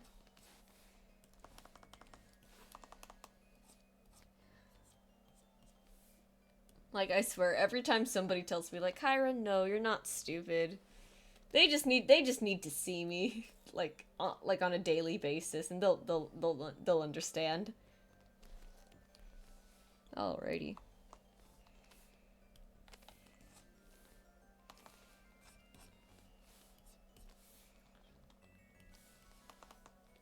See me. I think in some small spots I can absolutely add like the shinier bits. Just like kind of like that. Just away from the edge so it doesn't look like it's bleeding into the white right now, because I think it's gonna do that for a while. That's gonna be the sword blade. Should it be thicker? I'm not sure if it should be thicker. I'll think on it.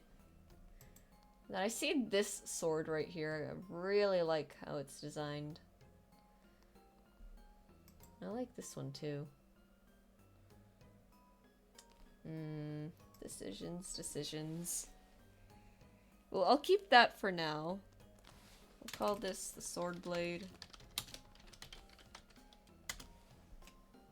Now we're gonna draw the handle.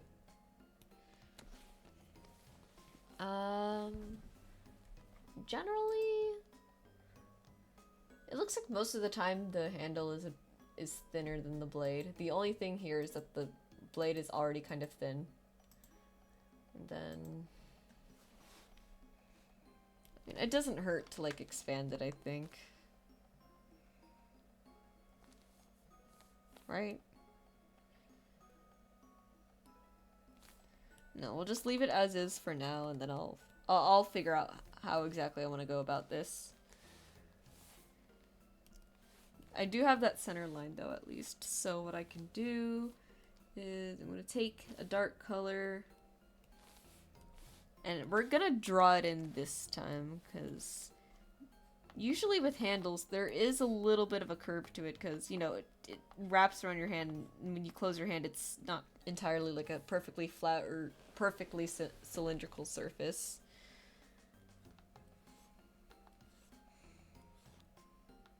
So I'm just gonna do something like this.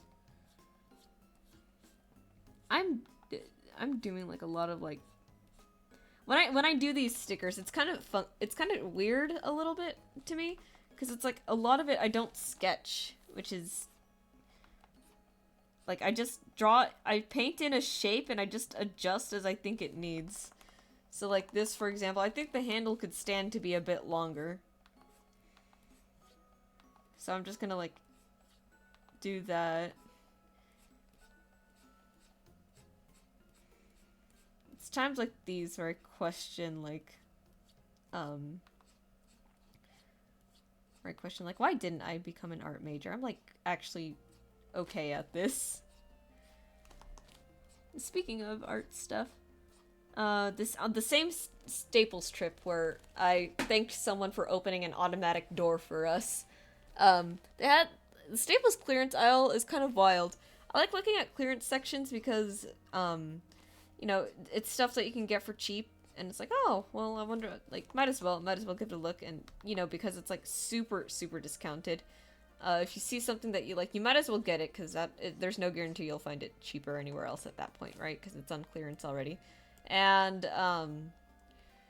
if you know anything about artist brands, you'll know that the really good artist brands are ludicrously expensive most of the time. Art is just art, especially traditional art, is a really expensive hobby. Digital too. Like, look at me. I have a yearly subscription to the premium service from Medibank, and I spent like $17 and then $200 getting product to sell. And there's no guarantee that I'm gonna like profit off of that. It's just, you know, art's just expensive, whether you're looking to buy it or whether you're looking to make it, because we're all suffering here apparently. Anyways, to get to the actual like topic of this little ramble here, one of the really good brands out there for colored pencils is Prismacolor. Now, I've never used Prismacolors before because one, they're really expensive. Two, when I was using colored pencils before, they were literally just colored pencils that I found on the ground at school. Because, you know, they still had lead in them, so what was I gonna do? Not use it? I'm gonna put the...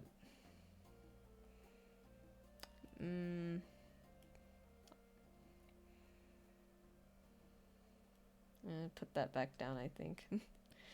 Anyways.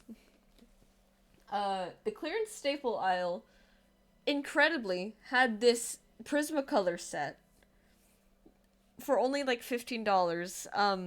We unboxed it today, me and Johnny, to see what was in there. It's a learner's set, so it has a set of Prismacolor colored pencils, and from everything that me and Johnny can tell, they are like standard grade and not student grade. Student grade is always going to be like a bit cheaper and lower quality. And so it comes with the set of pencils. It comes with an eraser, pencil sharpeners, a graphite pencil, 2 pens for inking, and a sketch pen. All of that for $15. How much would that normally cost? To put it into perspective, I think Prismacolor pencils, like a set of Prismacolor pencils, just the pencils, none of the other art supplies included, usually go around, I think $20 or more. So the fact that that was only 15 was actually insane. Like, and let me look up the price of Prismacolors real quick.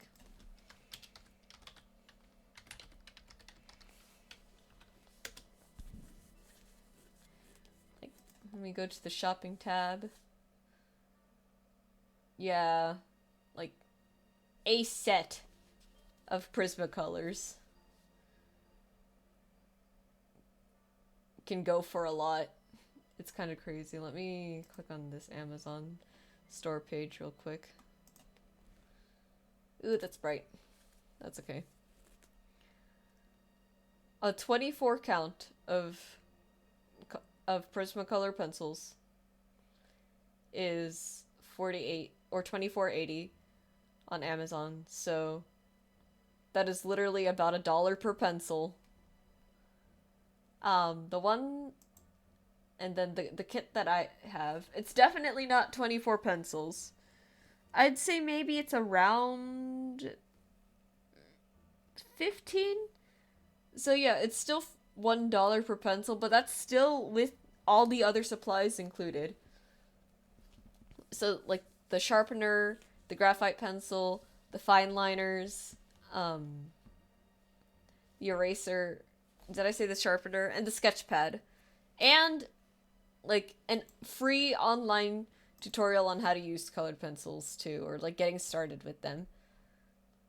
Like that's a good deal. That is an insanely good deal when you look at like the general price of Prismacolors. So even though I don't entirely know if I'm going to be using them anytime soon, that was too good of an opportunity like not to buy.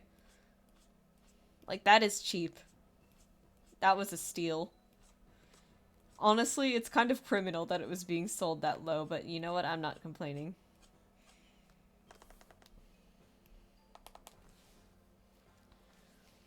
Alright, and then we'll just add some more shadows to this. I think I like that shape where it's at.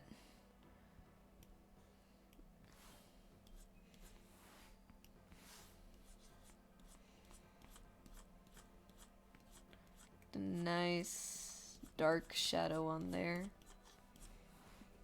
And then we'll add the highlights. Probably won't go too bright on it, honestly, because I kind of do want this to be a little bit matte and not like glossy. Like if the sword is supposed to look like kind of metallic, I'd like this one to be a little bit less shiny, you know? But I am gonna go for the rims on this, just for that 3D effect.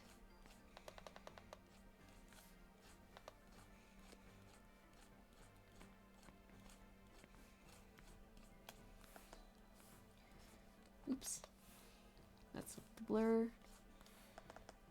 Something like that. And then from there, we'll put a hand guard on top of it. I think I'd like the hand guard to be sort of like this brassy color. So we'll use that as a base. I'm going to use a straight line tool for this. We'll go size... go 50.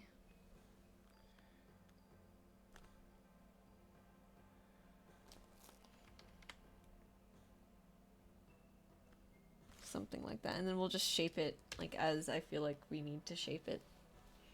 Oh, it's 11:48 already. Wow.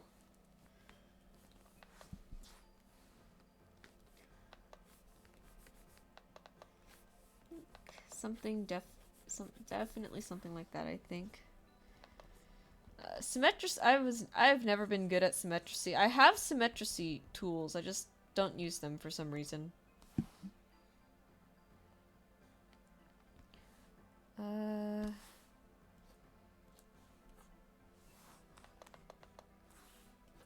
think I actually want it to do something like that. Something simple. Something not terribly flashy. Then we'll put a circle here. Let me just use the circle tool, actually. Has tool, doesn't use it. That's my art. That's my entire art process in a nutshell. You have this thing that'll make your drawings a little bit like easier to do. Why don't you use it? What if I didn't use it? I think that's a little bit more interesting. It's like, no. Stop.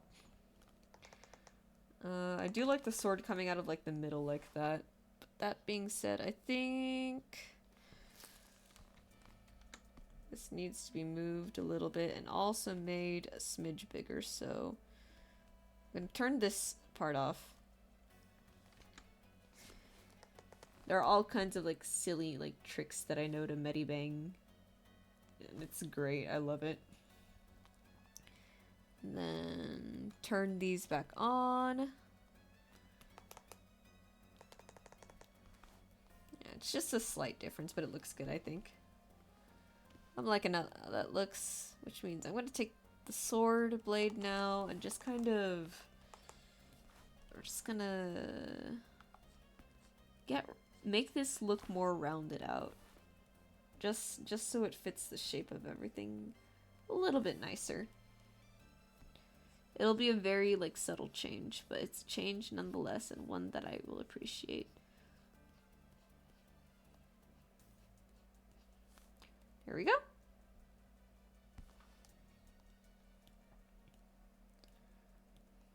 And from there, clipping layer again, our favorite thing. I think this is the only time that really I should be using clipping layers way more than I should. Way more than I do already. Because it's just helpful with the way that I render. But again, this is just one of those things where for whatever reason I don't want to do it. Like, I know it'll make everything easier. I recognize that. But have you considered how much funnier it is when I don't do it? When I don't do the thing that would be making all of this so much easier for myself. Then I'm gonna... This is actually a little bit off center now. Let me just...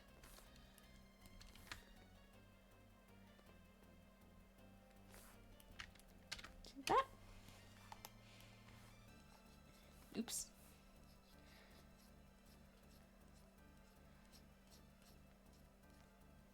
Nice and dark over there. Put a little bit on top there. I think that will help the sort of 3D-ish effect. Take this again. Make it shiny, not too shiny.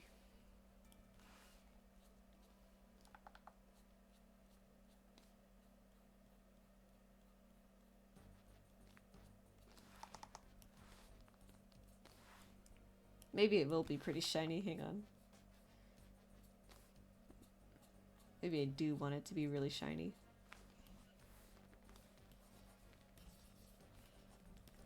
One time, I was telling my manager and one of my co-workers that I just really like shiny things. Surprising, I know. The person who loves collecting rocks also likes shiny things. So this one time, I think we were taking one of our dogs out, or we were getting the mail. It was something. Something that made it so that we had to walk over to the corner of our neighborhood, or of our street, and as I'm passing by our neighbor's bushes, I kind of like look inside that planter, and there's this rusty sort of like pliers on the ground, and I'm like, oh shoot, I really want to pick that up. And I think Johnny was with me, and he's like, no, Kyra, don't pick that up. And I'm like, yeah, okay. I think about it all the time because it's like, man, I could have a pair of like industrial pliers with me. Granted, they were extremely rusty, so probably a good thing I didn't pick it up. But I still think about it. However, cut to some time ago, a long time ago at Carl's. I think they were doing work outside of the store because I go outside and I find another tool. Like this one's not rusty like the one that I found in my neighbor's thing. Like these two events are like years apart at this point. And I'm like, I'm yoinking that. I'm taking that. It's no one's here. I'm taking it. So I took it. I actually don't even remember where I put it. I think it's still on the floor of my car. Gertrude's doing fine, by the way. In case anyone was wondering. I had that whole thing in the morning where I was like, I think my dad's talking about buying another cord. He wasn't. He was talking about, like, a customer's, like, a cord, because, if you've never seen, like, mechanic stuff before, there's a thing called a scan tool, and you can plug that into the car, and it's basically a diagnostics thing, and it'll give you these codes, like, okay, well, here's what's wrong with the car, which I think is cool. I have no idea how it works. But it does. And the number that he was talking about was the error code that he got, so there's like a leak somewhere. And I was like, okay, thank God, Dad's not thinking about buying another car. I tell Johnny about it on the way home. He is actually thinking about buying another Accord. It's not that he's like looking for one necessarily, um, but he is absolutely like considering like if there is a really nice early 2000s Accord being sold for cheap and it's a clean car and everything, he's going to buy it. And I'm just like, yeah, all right. That's just a huge fan of the Honda Accord, and you know what? I can't blame him. Like, Gertrude is a wonderful car. She's like the best car I think I could have ever asked for. Her only issues, like she's had like no major engine failures. All of her issues have just been like general maintenance things. I think she has had like a few leaks, but the leaks don't appear to have been detrimental to anything. The biggest things I can think of that were maintenance things is just like replacing brake pads, which you know you got to do on every car at some point, and the steering fluid. If you didn't know, cars have steering wheel fluid, or maybe at least older cars do. Um, that that got low. We had to replace it. It was leaking. Fix the leak. Nothing like expensive, which has been really nice. Like if again, I stand by this car firmly. Honda Accord or early 2000s Honda Accord for real got to be one of the best cars ever made.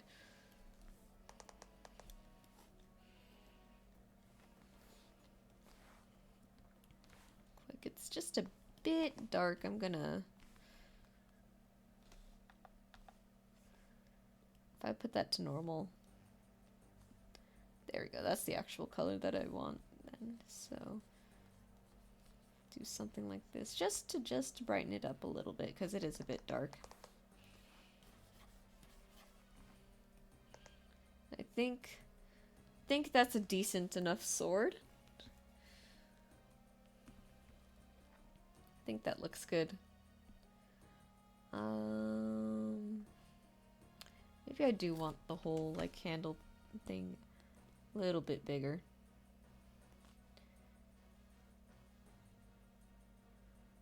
I'm not too sure.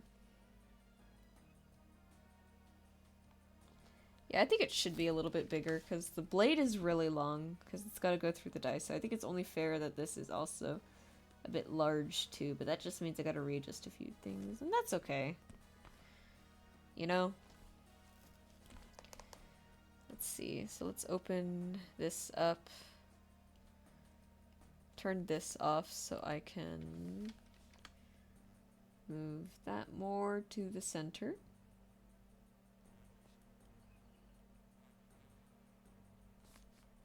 Sometimes moving things around is annoying because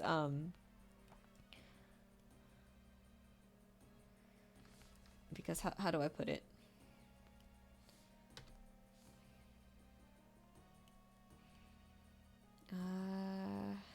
You know, maybe these should each be in their own like layer folder in here. That I would be fine with that. So real quick, let me just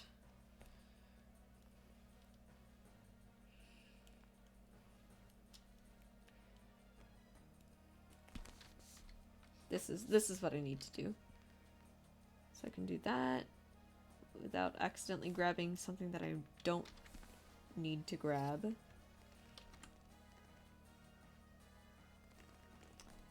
And I think that is in line, as inline as I can get it. So rename this to handle.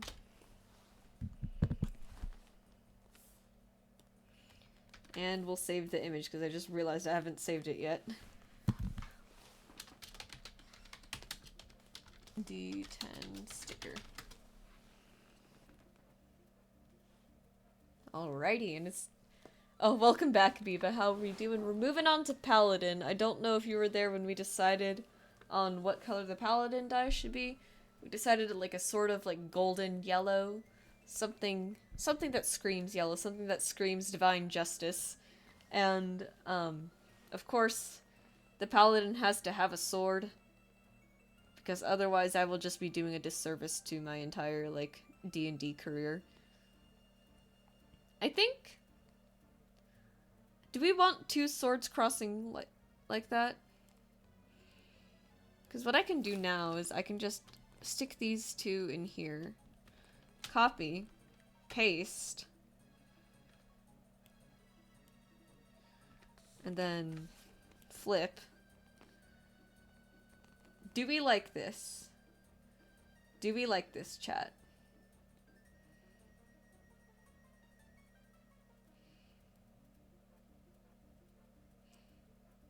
Like, is this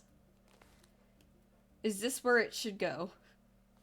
Let me put on a grid real quick. I don't think these things are like properly in line with each other.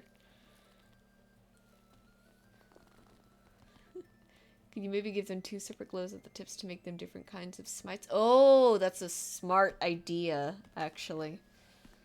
I was wondering how I was going to do the different subclasses, because each subclass has its own, like, flavor of smite, right?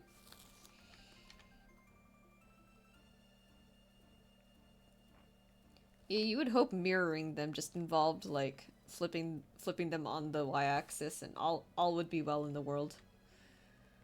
But it's not. Because of course that would be too easy. And worst of all, Medibang doesn't even have like a snap to grid feature like Procreate does. That's the one thing that I think Procreate has over Medibang so far for me. Like, I love Medibang. It's like so much like easier for me to use because I've used it for so long. But I've used Procreate for a long time now, and I feel like I just don't like it as much. It's a little bit too realistic for me, if that makes sense. Like, I don't like the way that it, like, blends the paints sometimes. Like, I feel like a lot of it relies on, like, the paint physics as opposed to, like, pressure sensitivity, and, you know, a balance of both is good.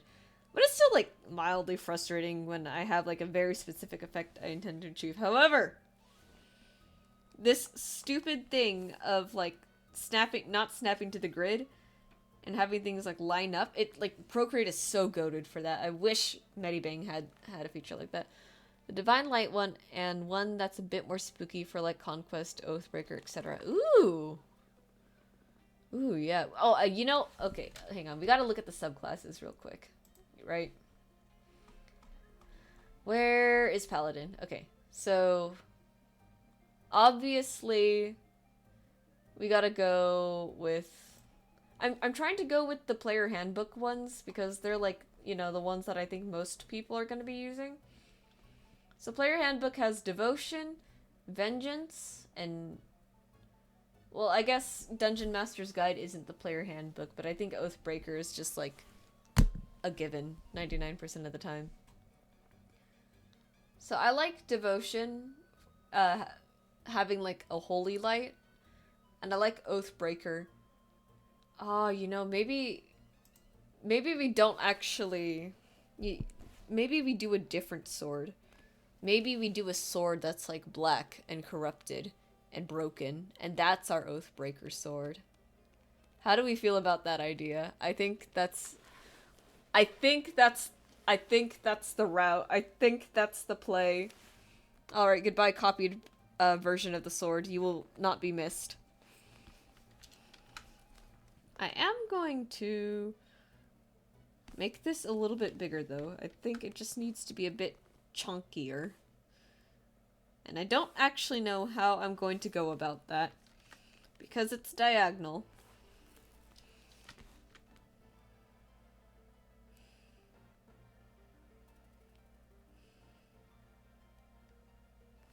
No, I don't think it's getting any thicker.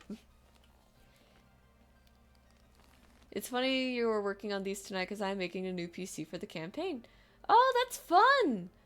Ah, oh, a new player character, actually. Oh, man. God, I haven't played D&D in so long, guys.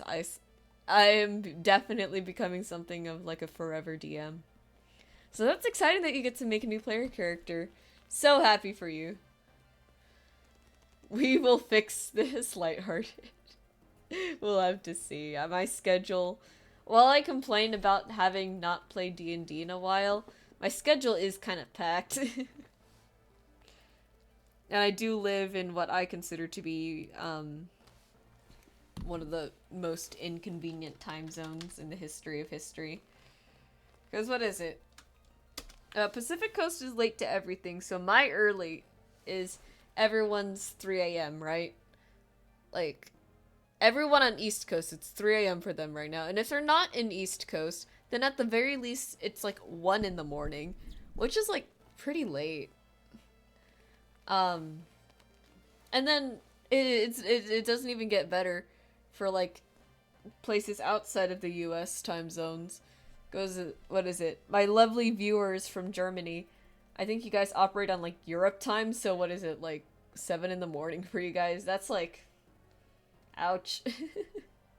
Not that, I don't mean that 7 in the morning is like, oh, it's too early, but that is like 9 a.m. Okay, well, not as bad, but that means like 2 hours before before like around when stream starts, so like 10 p.m. for me. That's gonna be like, yeah, about 6 or 7. Have you guys had Spring Forward yet? We're getting it. US, I think, is getting it this weekend, like this Saturday. Gonna lose an hour of sleep. It's either happening Saturday night or Friday night. Or it'll be like the night of Friday into Saturday. Or the night of Saturday into Sunday. Either way, I'm glad I won't be losing the hour of sleep because I will just be like sleeping through all of it. No, at the end of the month, I think. Okay. So right now I imagine then, because I think it is usually 6 a.m. for you guys, but if it's 7 a.m. then it's probably because... No, daylight didn't hit us yet. You know what? I shouldn't try to do math on stream. I think we've all learned already that I'm just not good at it. Okay, so let's draw the Oathbreaker sword. This one's gonna be fun. I'm gonna make this one a little bit bigger because it's gonna be way more fractured. So we're gonna go with like a really like dark color right off the bat, right? Like we gotta. Because I want the swords to be like, you know, different. I think it's only fair that... What is oh, it's because I have the wrong thing selected. Oh, man. OTB. Sometimes I wonder what it's like watching me. And it's like... I wonder if people, like, notice these things before I do. And it's like, no, like, Kyra, no, you have the wrong brush selected. That's why it's not working. Or, Kyra, you're on the wrong... I wonder, like, how many people, like... have watched and just be like, I know the answer to all her problems. If only she would actually look up at chat. I think I look up at chat enough, actually. I think I do a pretty good job at that.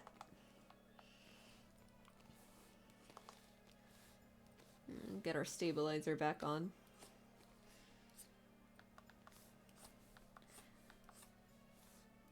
I think I'm gonna go for like a long point there.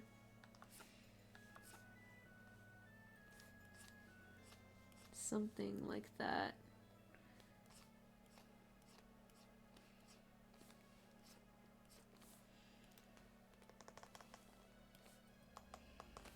Then just erase some of this. Alright, now how do I want to go about making this sword look absolutely destroyed? What are some things that I like to do? I personally like doing, like, chip slopes. My brain is just off whenever I start talking, it seems. I love when brain off good. Something like this. I think just like these nice big chips into the blade. Have you guys ever chipped knives before? It always sucks. I've chipped like one of my pocket knives. And it just sucks because I think it just makes it so much harder to sharpen them. Maybe crack lines running down parts? See, because I don't think metal cracks is the one thing. Metal can absolutely chip. Which is why I'm comfortable drawing like putting these things in here, right? But metal doesn't really crack, I think. But it can get eroded, actually. Hang on. Eroded sword. Please don't. Please tell me I'm using the right word. Ooh. Ooh, yeah. Yeah, that's good. That's good. I love knowing words. I feel like I was talking about this with Johnny the other night. He's really good at speaking. He's gonna like he that is gonna look so sick. Yeah, I agree. I'm excited. I'm excited for this one. Um, Johnny's like really good at speaking. Like he really knows how to put his sentences together. Um, but I think he struggles a bit writing narratively. Like he's good at like writing plot points down, and I know because I've seen it before. Um, actually, real quick, take these chips back. I'm going to. I want to draw them in a bit differently. Something more like this. Something more like this. I think is more realistic to how like chipped blades look. Something like that.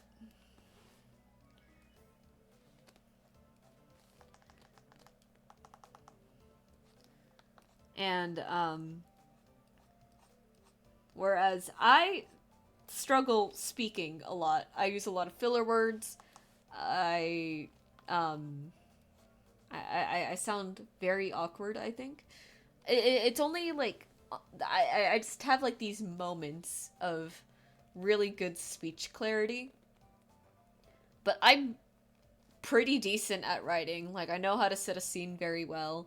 Um I know how to make things sound very visual. I know how to write dialogue very well. And it's funny how it's inverse like that is what I'm saying. I always make the joke though that I can't read, or what is it? I'll look at a word. It's like that word has too many syllables for me to know the meaning of it. Something really like silly like that, right? Is the reality is that I do know like a lot of like I guess higher vocabulary. I don't know how else to put it. It's just you don't get a lot. I don't get a lot of opportunities to use that in the day because, of course, who the hell is gonna use that in the day? Not me. Like it's only when I'm trying to be funny, which is the best part about it. When I start to use words like that, um, which has to be like, which definitely has to be one of the more like I don't think it should be cloudy. Actually, it'd be nice if that was solid all the way through. I'll just work with it. But yeah, it's just if I'm trying to be funny, I'm going to use like if I'm trying to be funny when I talk, I'm going to use like bigger words because I think they sound funnier and they lend more for like the comedic effect, I think.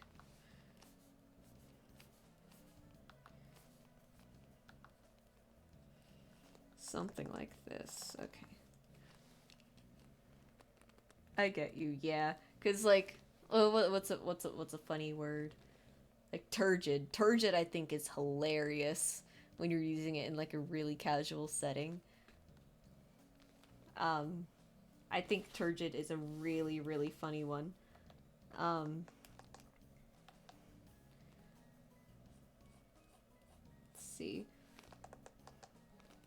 And you know, I only really know these words because when I've written fanfics before, uh, there's a certain way you really gotta write so you can really like set like, you know, a setting.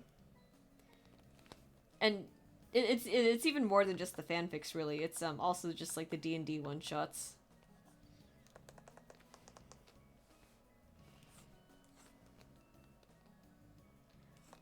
Maybe I shouldn't add too much edge to that. Maybe more smooth, less detail. Smooth like my brain. So unbelievably unwrinkled.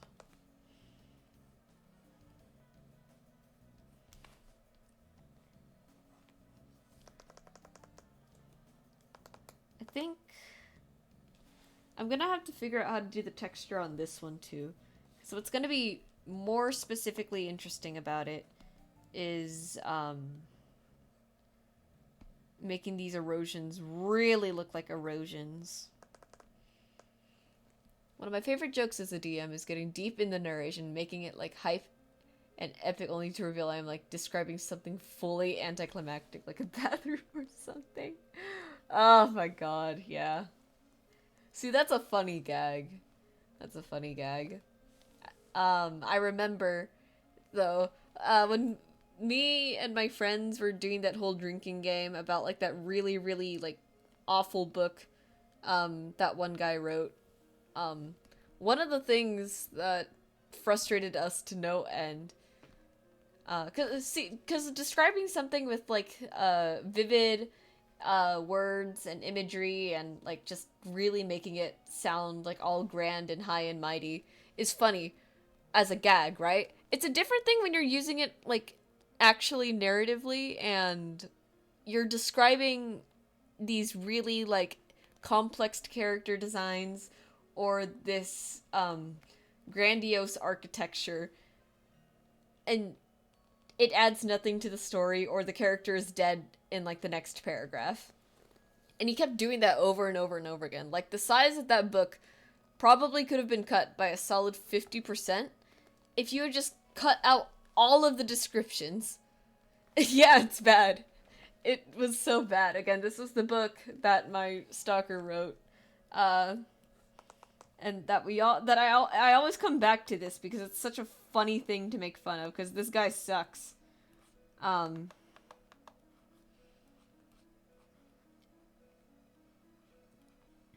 But it's just it's such a oh no, yeah.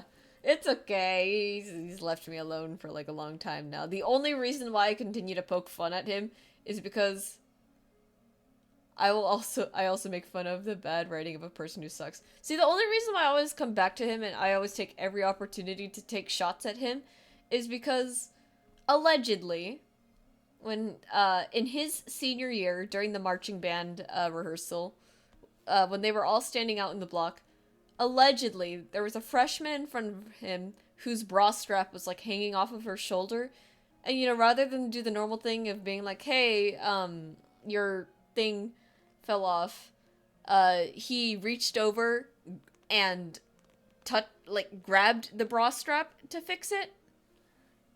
And I have reason to believe that this actually happened because one, Johnny was there. Did he necessarily see it? No, but there was a huge outrage of people who were like, "Bro, like stop touching her" or something like that. And it's reflected in his writing too, because again, this book is terrible, in more ways than just how awfully put together it is. This is the same book that has a character of nondescript age, but written like a child, have intercourse with her adoptive mother for some reason. And this is also the book where a Chinese orphan is described as having thick thighs.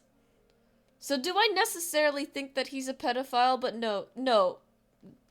But there are grounds here. Oh, there is a lot to unpack there. Yeah, this book is, this book was a journey and a half, we'll put it that way. I don't have it on me right now. I lent it to one of the customers at the store, because he said he was gonna write a really funny book review. There is an Amazon review on the book, that describes it as mystic Alabamian porn.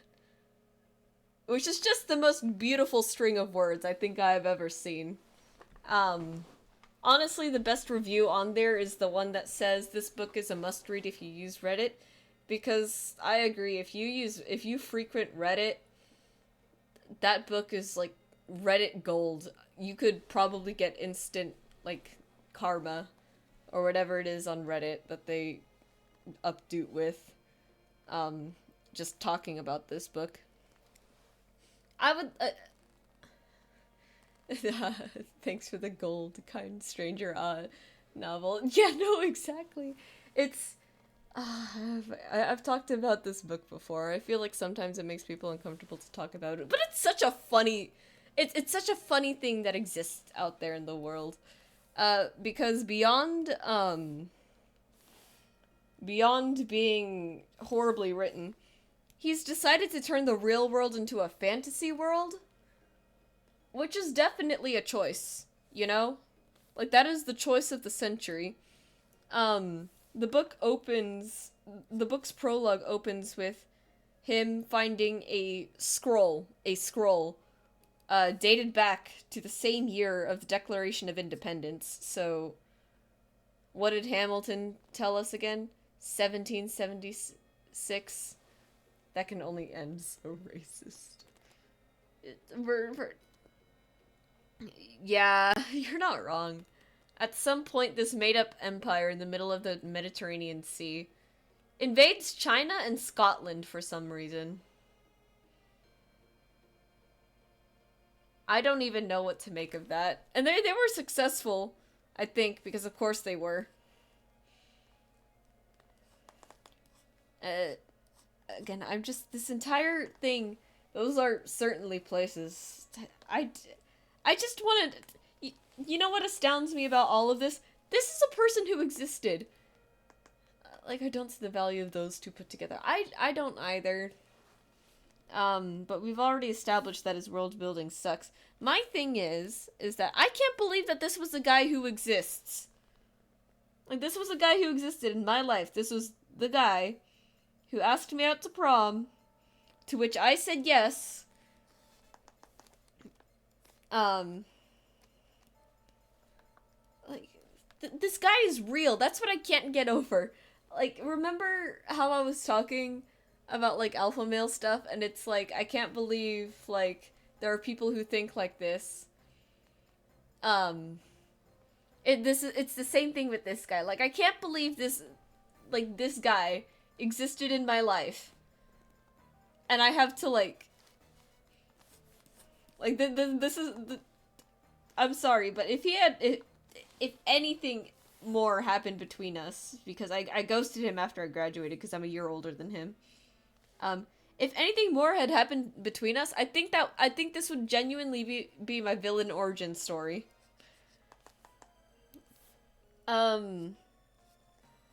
More so, just as a fun thing, fun little extra about this book. For some godforsaken reason, there are not nearby enough to be of any strategic value. There is no shared resources. I'm very confused to why those two specifically at the same time. Yeah, I wish I knew too. I don't even remember if it was exactly Scotland or, like, Britain. I just remember it was, like, somewhere in that general ballpark. But yeah. But see, here's the thing. The whole thing about all of this entire book, and what makes me, I think, even, like, the most upset about it, is that this book is dedicated to his friend who had tragically passed away in a car crash. And yeah, my deepest condolences for that friend, who I've never met before. But personally, I think she should rise out of the grave and smite him where he stands for the following reasons. This book is a self-insert. It's very explicitly a self-insert, which is fine, you know? No shame on that. The issue that I take with this book is the fact that, it's dedicated to this friend who is written in the story, and this is the friend who has an adoptive daughter who she sleeps with, and is also the friend who describes the Chinese orphan's thighs as very thick. And then also the friend who, it starts out lesbian in the story, but then ends up marrying self-insert author man, by the end of it. And I'm sorry, but if it was me who died in that car crash, and I had this book dedicated to my name, And this was the way that I got portrayed in the book. From whatever afterlife I inhabit, I will rise from the grave, and I will spend every last moment on this earth to drag him down with me. You didn't see it, but that last one made my eyes widen. You cannot make your self-insert shift with the self-insert of your dead friend. Yeah. Yeah. Or maybe that was the kind of relationship they had. I don't know, right? I'm less upset about the self-insert with my dead friend stuff. I'm more upset about the stuff that the very pedophilic implications that he had about that friend, because it means one of two things, right? He's dedicating this to he's either horribly misconstrued this person's character, or they were actually like this. Both of which are not great, because the first one, it's like, oh my god, why would you write your friend like that? Like why? Why would you paint them in such a horrible light? And two, if the second part is true, and they were actually like that, you've probably dedicated this book to a pedophile. Both of which are horrible options.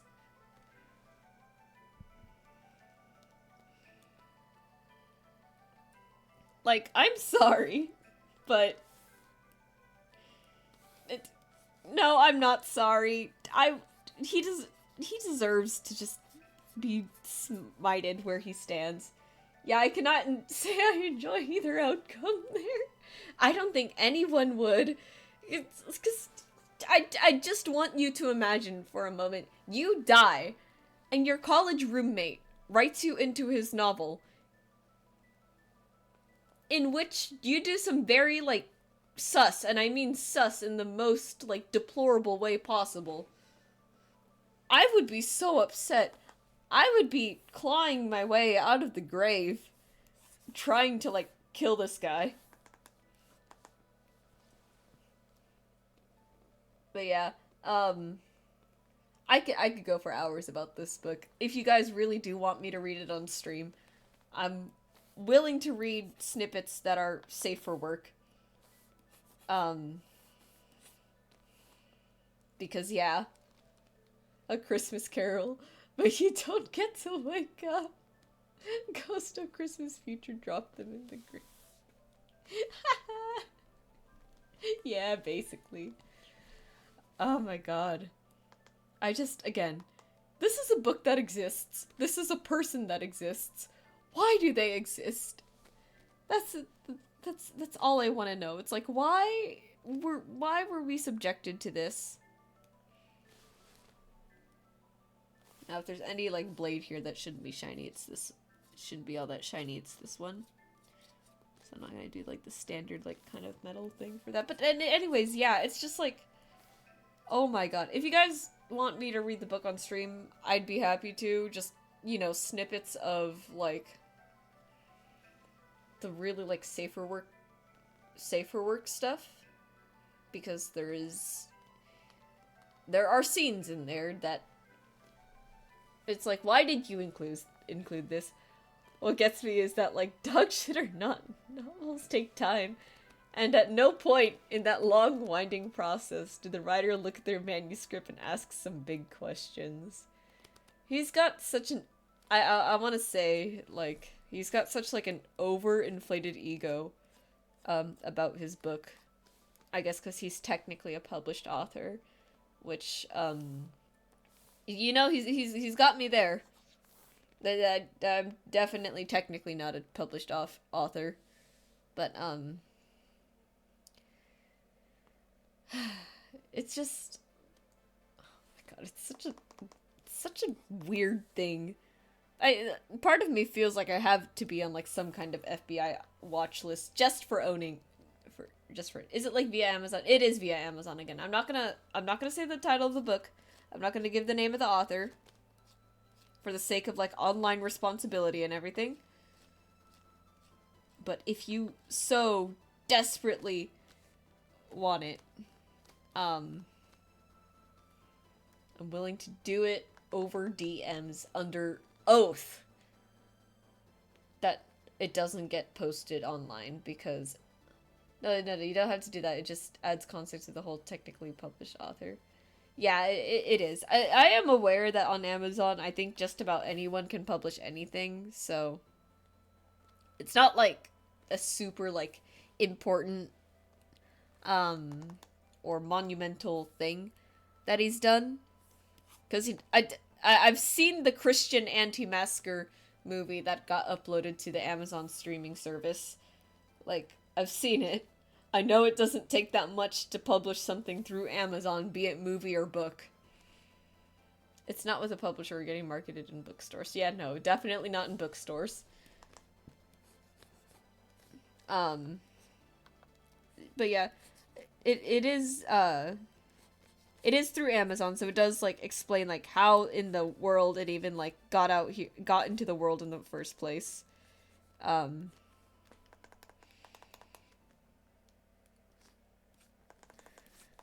but yeah, it's just I can't believe it exists. I can't believe it exists. It's like, why does it exist?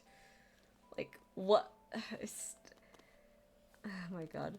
And back to what I was saying about overinflated ego. Um, it, I understand advertising, right? I advertise myself like a maniac too. Um, but the way that he like talked about his book in his Instagram highlights, in his story highlights, was hilarious to say the least. Um, his book was published for all of like 20 minutes, and he's posting his story like, I can't believe no one's talking about my book yet. Like, what do you mean no one's talked about my book yet? It's been out for 20 minutes. Yeah, it's been out for 20 minutes and it's a fucking novel. Right, that is respectable. Indie publishers promoting things is needed. He had this other like whole thing on his Instagram stories because me and my friends were looking through them just to see like what funny things were happening there, right? And there was a whole thing where he was like trying to say like, oh, Netflix reached out to me because they want to make a series out of my book, and I turned them down because they wanted to make the main character black, but he's not black, he's tan like me. And it's like, that didn't happen.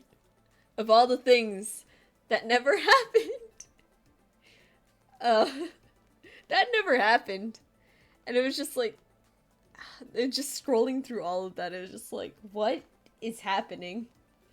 Let me fucking become a Barry Allen speedster, specifically in reading your novel so I can talk about it in less than the time it takes to watch mini cartoons. And I turned Netflix down and everyone clapped, basically. Like, this guy sucks. I'm sorry, but this guy sucks. I'm not sorry. I shouldn't be sorry. It's just... Good lord. Like, every time... That is not even a good lie. It's not a good lie. It's not a good lie at all. It might just be, like, the worst goddamn thing I think I've ever, like, had the misfortune of reading. I feel bad because I'm shitting on this guy who hasn't even, like, bothered me in so long, but to be fair, he's a really, really, like, shitty person with a lot of red flags. And when I say red flags, I don't even mean the red flags lightly. I mean that it kind of seems like he might commit a crime. Again, all alleged for the sake of, like, legalities and stuff, and, like, proper use of language. But I wouldn't, let's just say, even though everything is alleged, I wouldn't be surprised. Let's just put it that way. No, I mean, I feel the aura coming off that novel, and it's not a cool toned aura. It's, how do I put it? When I gave it to that one customer at the game store, because, we were all talking about it there, too. Because I don't mind, like, recounting all of this, because it's a very funny story at the end of the day, because I came out unharmed, and I get to make fun of this guy, because he sucks. Um, this is Oathbreaker sword. Let's call it that. I'll call it the Oathbreaker blade, so that way I could put Oathbreaker sword, in the full folder. When we were all talking about it, I gave the customer the book, and I asked him about it. Like, have you been reading it? Like, what are your genuine thoughts? Because it's funny to hear people's genuine thoughts about the book. He describes it perfectly, in the same way that. Okay, how do I put this more properly? Have you heard, chat? Have you heard of Redo of Healer? This might be like a very like out there question, because in the same way that I'm not super into anime, I'm having the sneaking suspicion that perhaps my audience isn't either. Redo of Healer, for anyone who might not have heard of it, is glorified. Okay, it's an anime, first of all. It's an anime, right?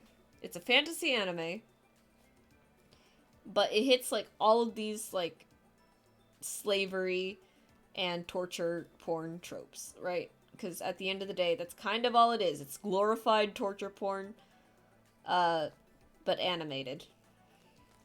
Which, you know, if you like the anime, that's fine. I won't say anything, because it's fake. It's like whatever, right? But in the same way that like a lot of okay, so the main issue is that a lot of people who are fans of Redo of Healer is that they're trying to be edgy about it. They're trying to say like, oh, this anime is so unbelievably deep. It's like got all these like really cool themes, and it's like it's not that deep, bro. The author of this novel feels like someone who would be defending a Redo of Healer in the same sort of sense, where it's like, no, yeah, it is like super deep, and it's very symbolic that all of these awful, awful, awful things are happening on screen. And that's why in this book, I'm gonna have a bunch of awful, awful, awful things happening. It's like you've missed the point by like a long shot. Not that there was much of a point to begin with, but the point was like so big that it's astounding that you missed it. Like, you have to work so hard not to realize that Redo of Healer is just junk food at the end of the day. And, the same thing can be said about this book. Except, at least with junk food, right? At least when you order junk food, at least it's enjoyable. That book was not. The best thing that it was for, Game of Thrones, but the version your grandparents think it is, basically. Yeah, that's a good way of describing it. This book, the only thing that it's really good for is if you're active on Reddit, or you want to use it as a drinking game. And the latter is exactly what me and my friends did. We would fill our things of alcohol, and we would take a shot or a sip or whatever we had available to us every time we had to we lost our minds over something. See, a funny one that we would have done is like take a shot every time there's like a grammar mistake, but the book was so chock full of those that I think by the end of the first paragraph, we probably would have been sent to the hospital. Oh, the drinking game idea is so tempting. It's a funny idea. Again, if anyone like really like wants really wants it and swears they won't like send it around online, I'm willing to give the book name. But at the same time too, at this point I might as well just pirate the book. I might as well just pirate it because this guy doesn't deserve any more money from it.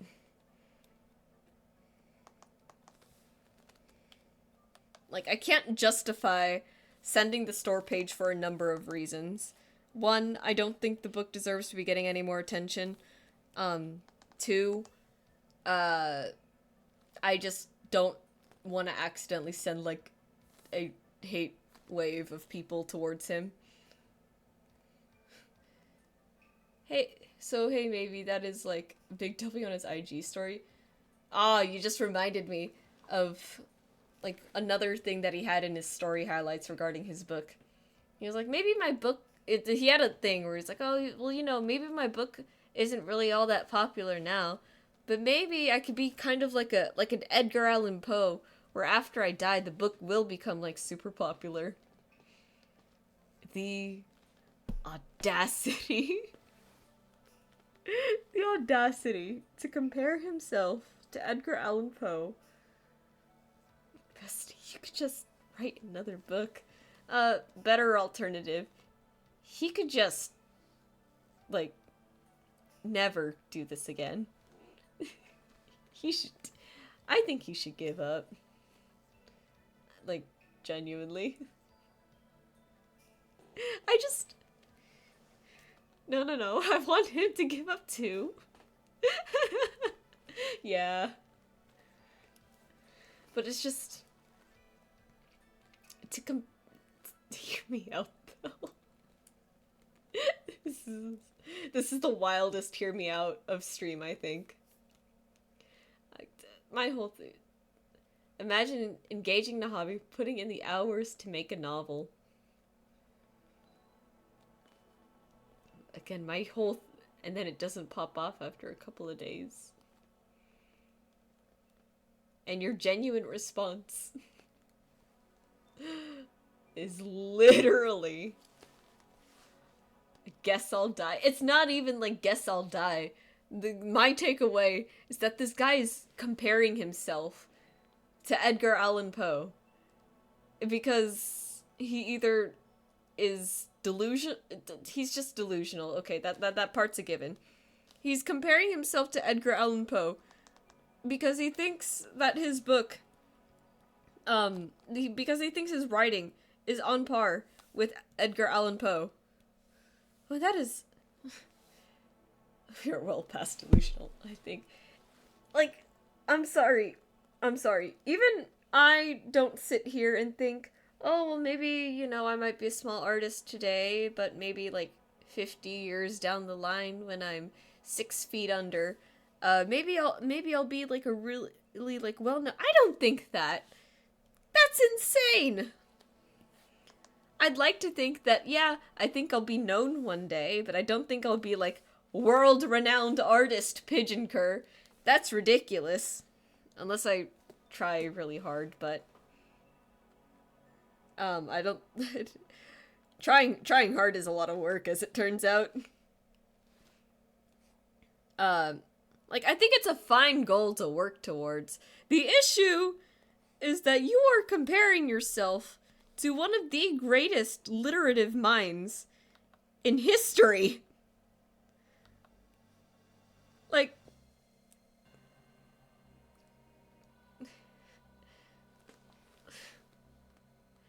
Just... The audacity. I'm sorry. If I was Edgar Allan Poe right now, and and those words were uttered out of this lunatic's mouth, I would be rolling in my grave. I would rather think, like, let me put in the work to build more of an audience, instead of, you'll see when I'm dead. Exactly, right? Like, that is, like, sometimes I think to myself, right? Like, maybe I am a little, like, in over my head. Like, I talk a lot about my work, but, maybe my art's not, like, super, like, not like super worthy of discussion and stuff like that. But then I see, like sometimes I worry that maybe I'm too narcissistic in a sense. Maybe I'm like, maybe I also have like an overinflated ego. I'm willing to admit that sometimes it's like, yeah, maybe a little bit, because I am proud of my art.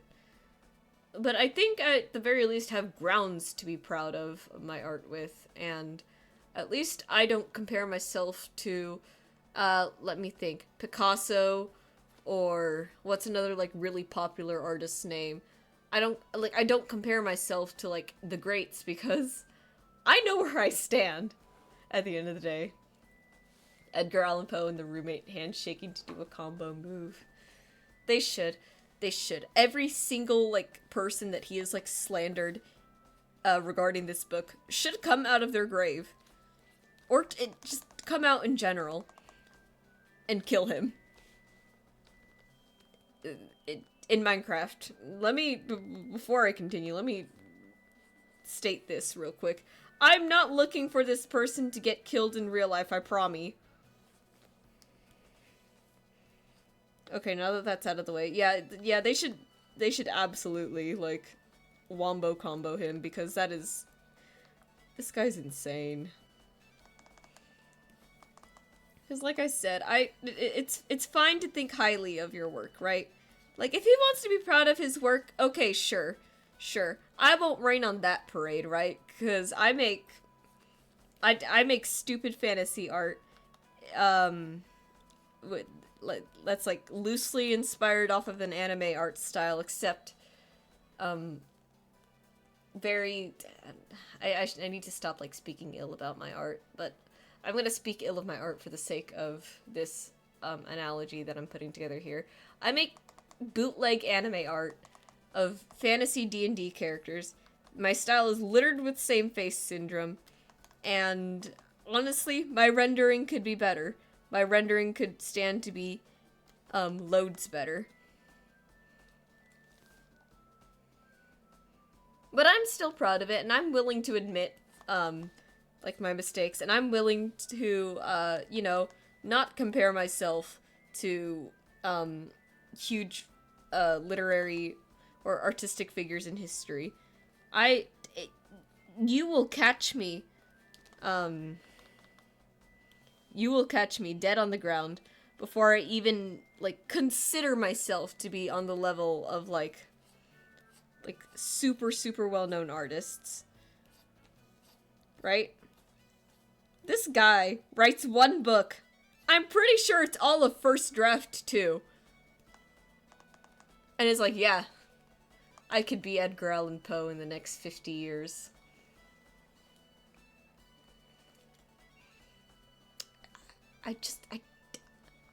I would talk, but I don't want to see this guy again. You know the Avengers Portal scene first draft? No, I wish I was kidding about, like, the whole first draft note thing, because I promise you, every single, thing is just littered with so many, like, grammar and spelling inconsistencies. Half the time, the name of, like, the made-up, like, nation in the middle of the Mediterranean Sea, half the time it's, like, properly capitalized, the other half of the time he doesn't capitalize it. It's like, you didn't proofread this?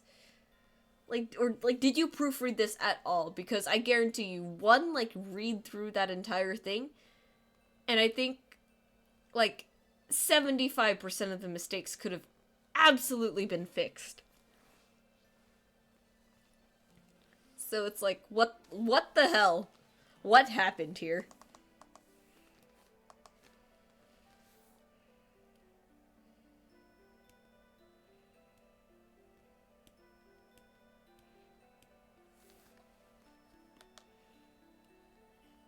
But yeah. Yeah, it's pretty bad. Biba, if you really want to see it, I will send you the Amazon thing. Just promise me you won't buy the book. It's not worth it. I need to tell you about my shitty person's equally shady creative project. Oh, I need to hear that. That is tea. That is some delicious tea that I think you're brewing there, sir.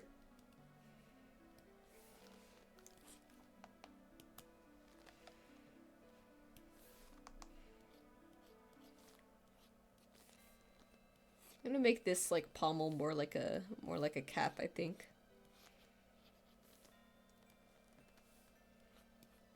We're not gonna think about what this vaguely looks like. I'm sorry. I just noticed it. Am I gonna change it? No.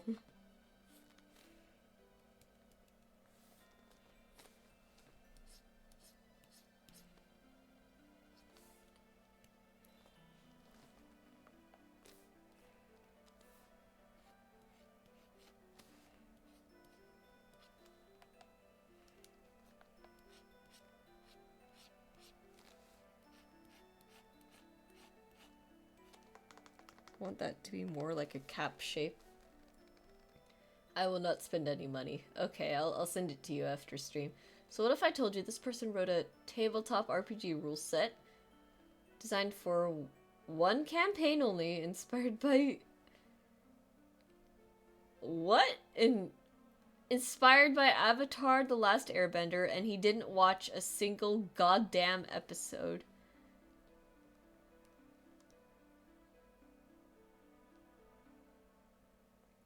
I just...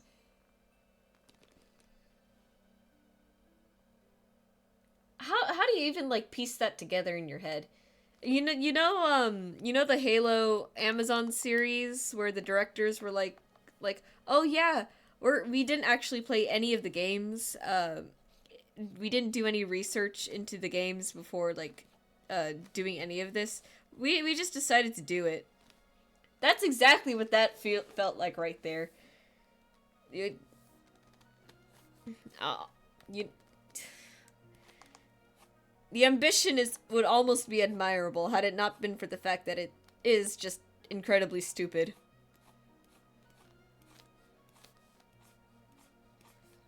Like, not to shit on people's, like, creative, like, ambitions or anything.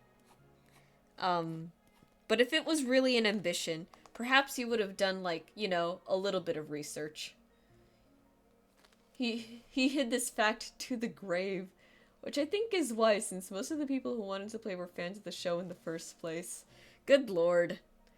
That's his, like, next mistake. Making it, like, having, like, actual, like, people in the Avatar fandom, like, wanna do this. You know, speaking of Avatar, I love the series for the fact that they were able to make every single time. They make, like, a really cool, like, Chosen One type of thing. And I don't usually like Chosen One series because it feels a little silly sometimes, because it's like, oh, well, you know they're gonna succeed, you know, like, all of this is, like, impossible without them. I think the cool thing about, like, the way that Avatar does it is that they really understand that, like, okay, well, we're not at the end game yet. Like, yes, we have the Chosen One, but their journey is, like, just starting. It's nice that they understand that, like, this whole prophecy stuff is just, like, background stuff. The actual story still has to take place. That's something that I think I appreciate, like, a lot about the Avatar franchise.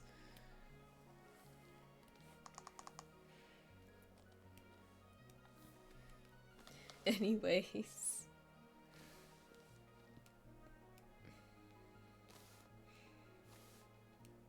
But yeah, that's...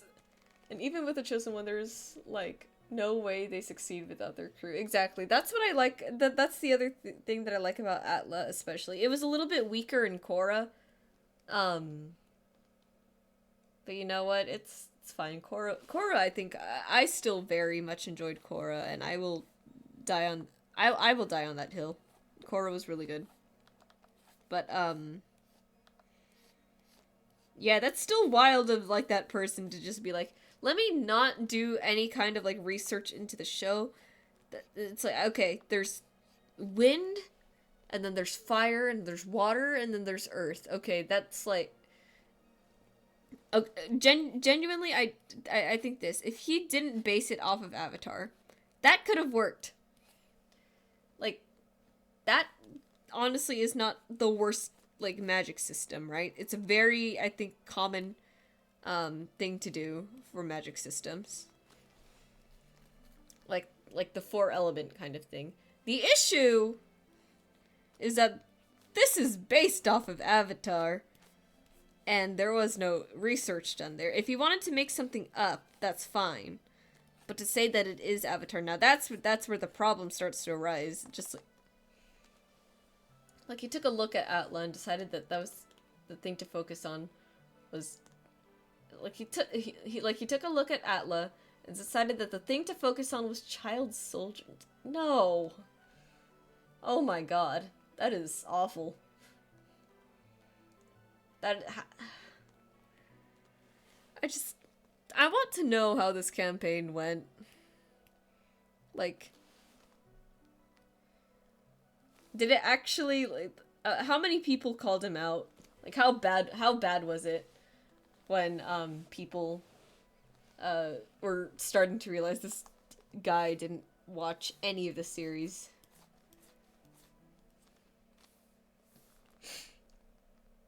Remember the thing you were saying about sus? Oh my. Oh! Oh no. Oh god. Oh, that is bad. Oh, and I don't like the implications with the child soldiers too. Oh, that is horrible.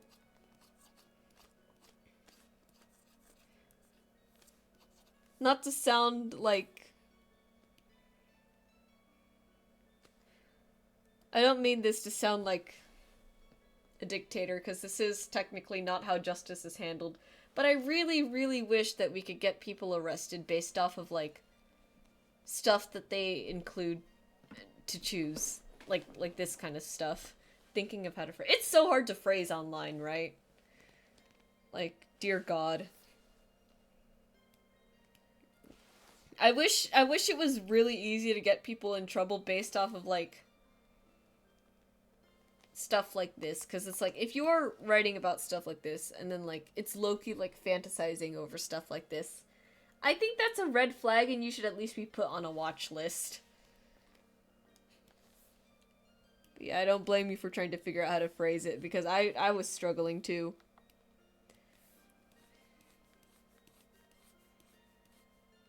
That's a bit too saturated. Let me go that way.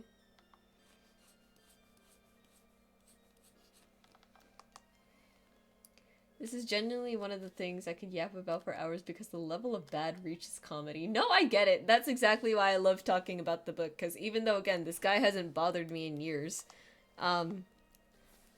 like, the book is so unbelievably bad that it just, like, it's just so funny to talk about. Because it's like, wow, I can't believe someone...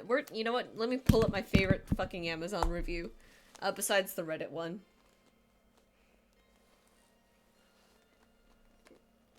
Like, the world lore ran in circles to try and justify whatever fits this man's weird whims. Oh, Jesus.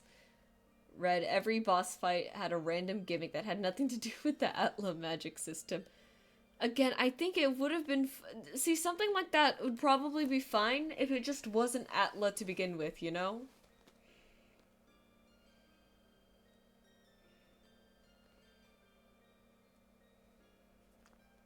No, do not open that on Amazon, please. Jesus Christ. Okay. Alright. Where is this is the best, this is the best Amazon review I think I've ever read. He always did say inspired like its own thing. But the... Hang on. But it was the way he used it as a selling point and then bastardized it. Ugh. Yeah. Ah, man, that sucks. Especially with such a beloved franchise, too. Man, that hurts. Alright, so here's what I think is the best Amazon review, I think, in the history of history. You have failed to meet general education requirements. Please do not write without completing basic English and composition coursework. Also, use Grammarly. It is free for college students. This book was sloppy, incoherent, and frankly, disturbing. That is the best review I think I have ever seen on a product. And it's 1 star.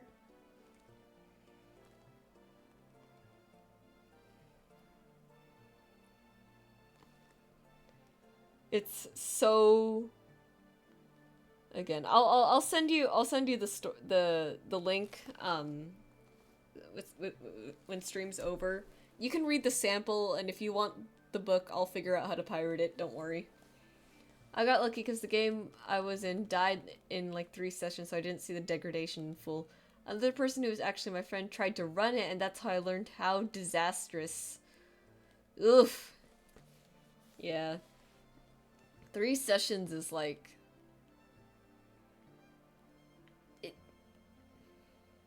learn how disastrous it got. I would imagine. Yeah, because if you don't understand a magic system, it died due to scheduling. Okay, yeah, that's a con. All right, yeah, no harm, no foul, exactly. So that's like, you know, the RPG killer 99% of the time. Oh my god, the idea of like having it go, because here's the tough thing about magic systems, right? Is like how do you balance them, and then how do you justify like literally every part about it, you know?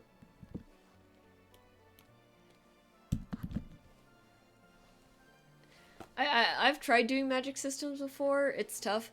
I like for I know for the webcomic, for the way that I want to write magic, just from a narrative standpoint, no like gameplay balancing whatsoever. The way that I know I want to do it is that magic is functionally the same across everyone. It's just that everyone has different ways of like expressing it, or magic has different ways of manifesting in other people. So like, um, you know, Aerie, for example, my tiefling druid, um, a lot of her druid craft manifests naturally through like her horns. So like, her horns grow different plants based off of her emotions, and that's just kind of like something simple just to show that like everyone's on like, you know, a reasonable power level. It's just if you see anyone doing anything that maybe looks crazy, it's probably because that's just what their magic looks like. It's just the same spell but with cosmetic purchases. Little B lore, I guess. At the time, I was doing an actual play podcast for D&D. How good was it? It was my first big campaign and project, but it had a following. Like, people did care, you know? But I was roped in because this person wanted to run a podcast version of the game to try and sell it down to the line. We were offered money and stuff, which we never got, which is the run that died in 3 sessions. I never got paid for the editing work I did too. Ah, that sucks. Ah, that's painful to read. I'm so sorry. God, yeah, that's unfortunate. Yeah. It was years ago. Yeah, I get that. Like, it sucks not getting paid, but it's like, I'm not gonna be too upset about not getting paid for something like that from 3 years ago. Or or years ago, I should say, not 3 years ago. I don't really care anymore. I get that. I get that. Alright, it's 1:02 actually. So, I think that's just about the end of stream. I would love to yap more, but unfortunately I do have work like an adult. So let's see. Next stream is gonna be Tuesday, 11:30 a.m. And then, as usual, I don't know what we'll be doing. It's probably gonna be more art. I always be like, I don't know what I'm gonna be doing then. It's usually art. But I did think it'd be really fun. Maybe I think I'll probably put out maybe a tweet or a few tweets just to see if we can get some more ideas for a stream. I want it to be like more fun. I think it'd be a lot more great if we did more than just drawing and yapping sometimes. I love our yap sessions, but I think it'd be fun to just like sprinkle in some other things there. Regardless, thank you all so much for coming around. I appreciate each and every one of you. I always have so much fun doing this, and it was like a lot of fun to talk back and forth between all of you and Biba. I had a lot of fun working on these. I think we made really good progress on everything. We got a nice sticker sheet design coming along, and we got another sticker in the works. So I will be working on these things. I'll try to get more whips done for the weekend. Art shares for weekend stuff as well. And I think that's pretty much it. Thank you all so much for coming around again. And I will see you next time. Bye!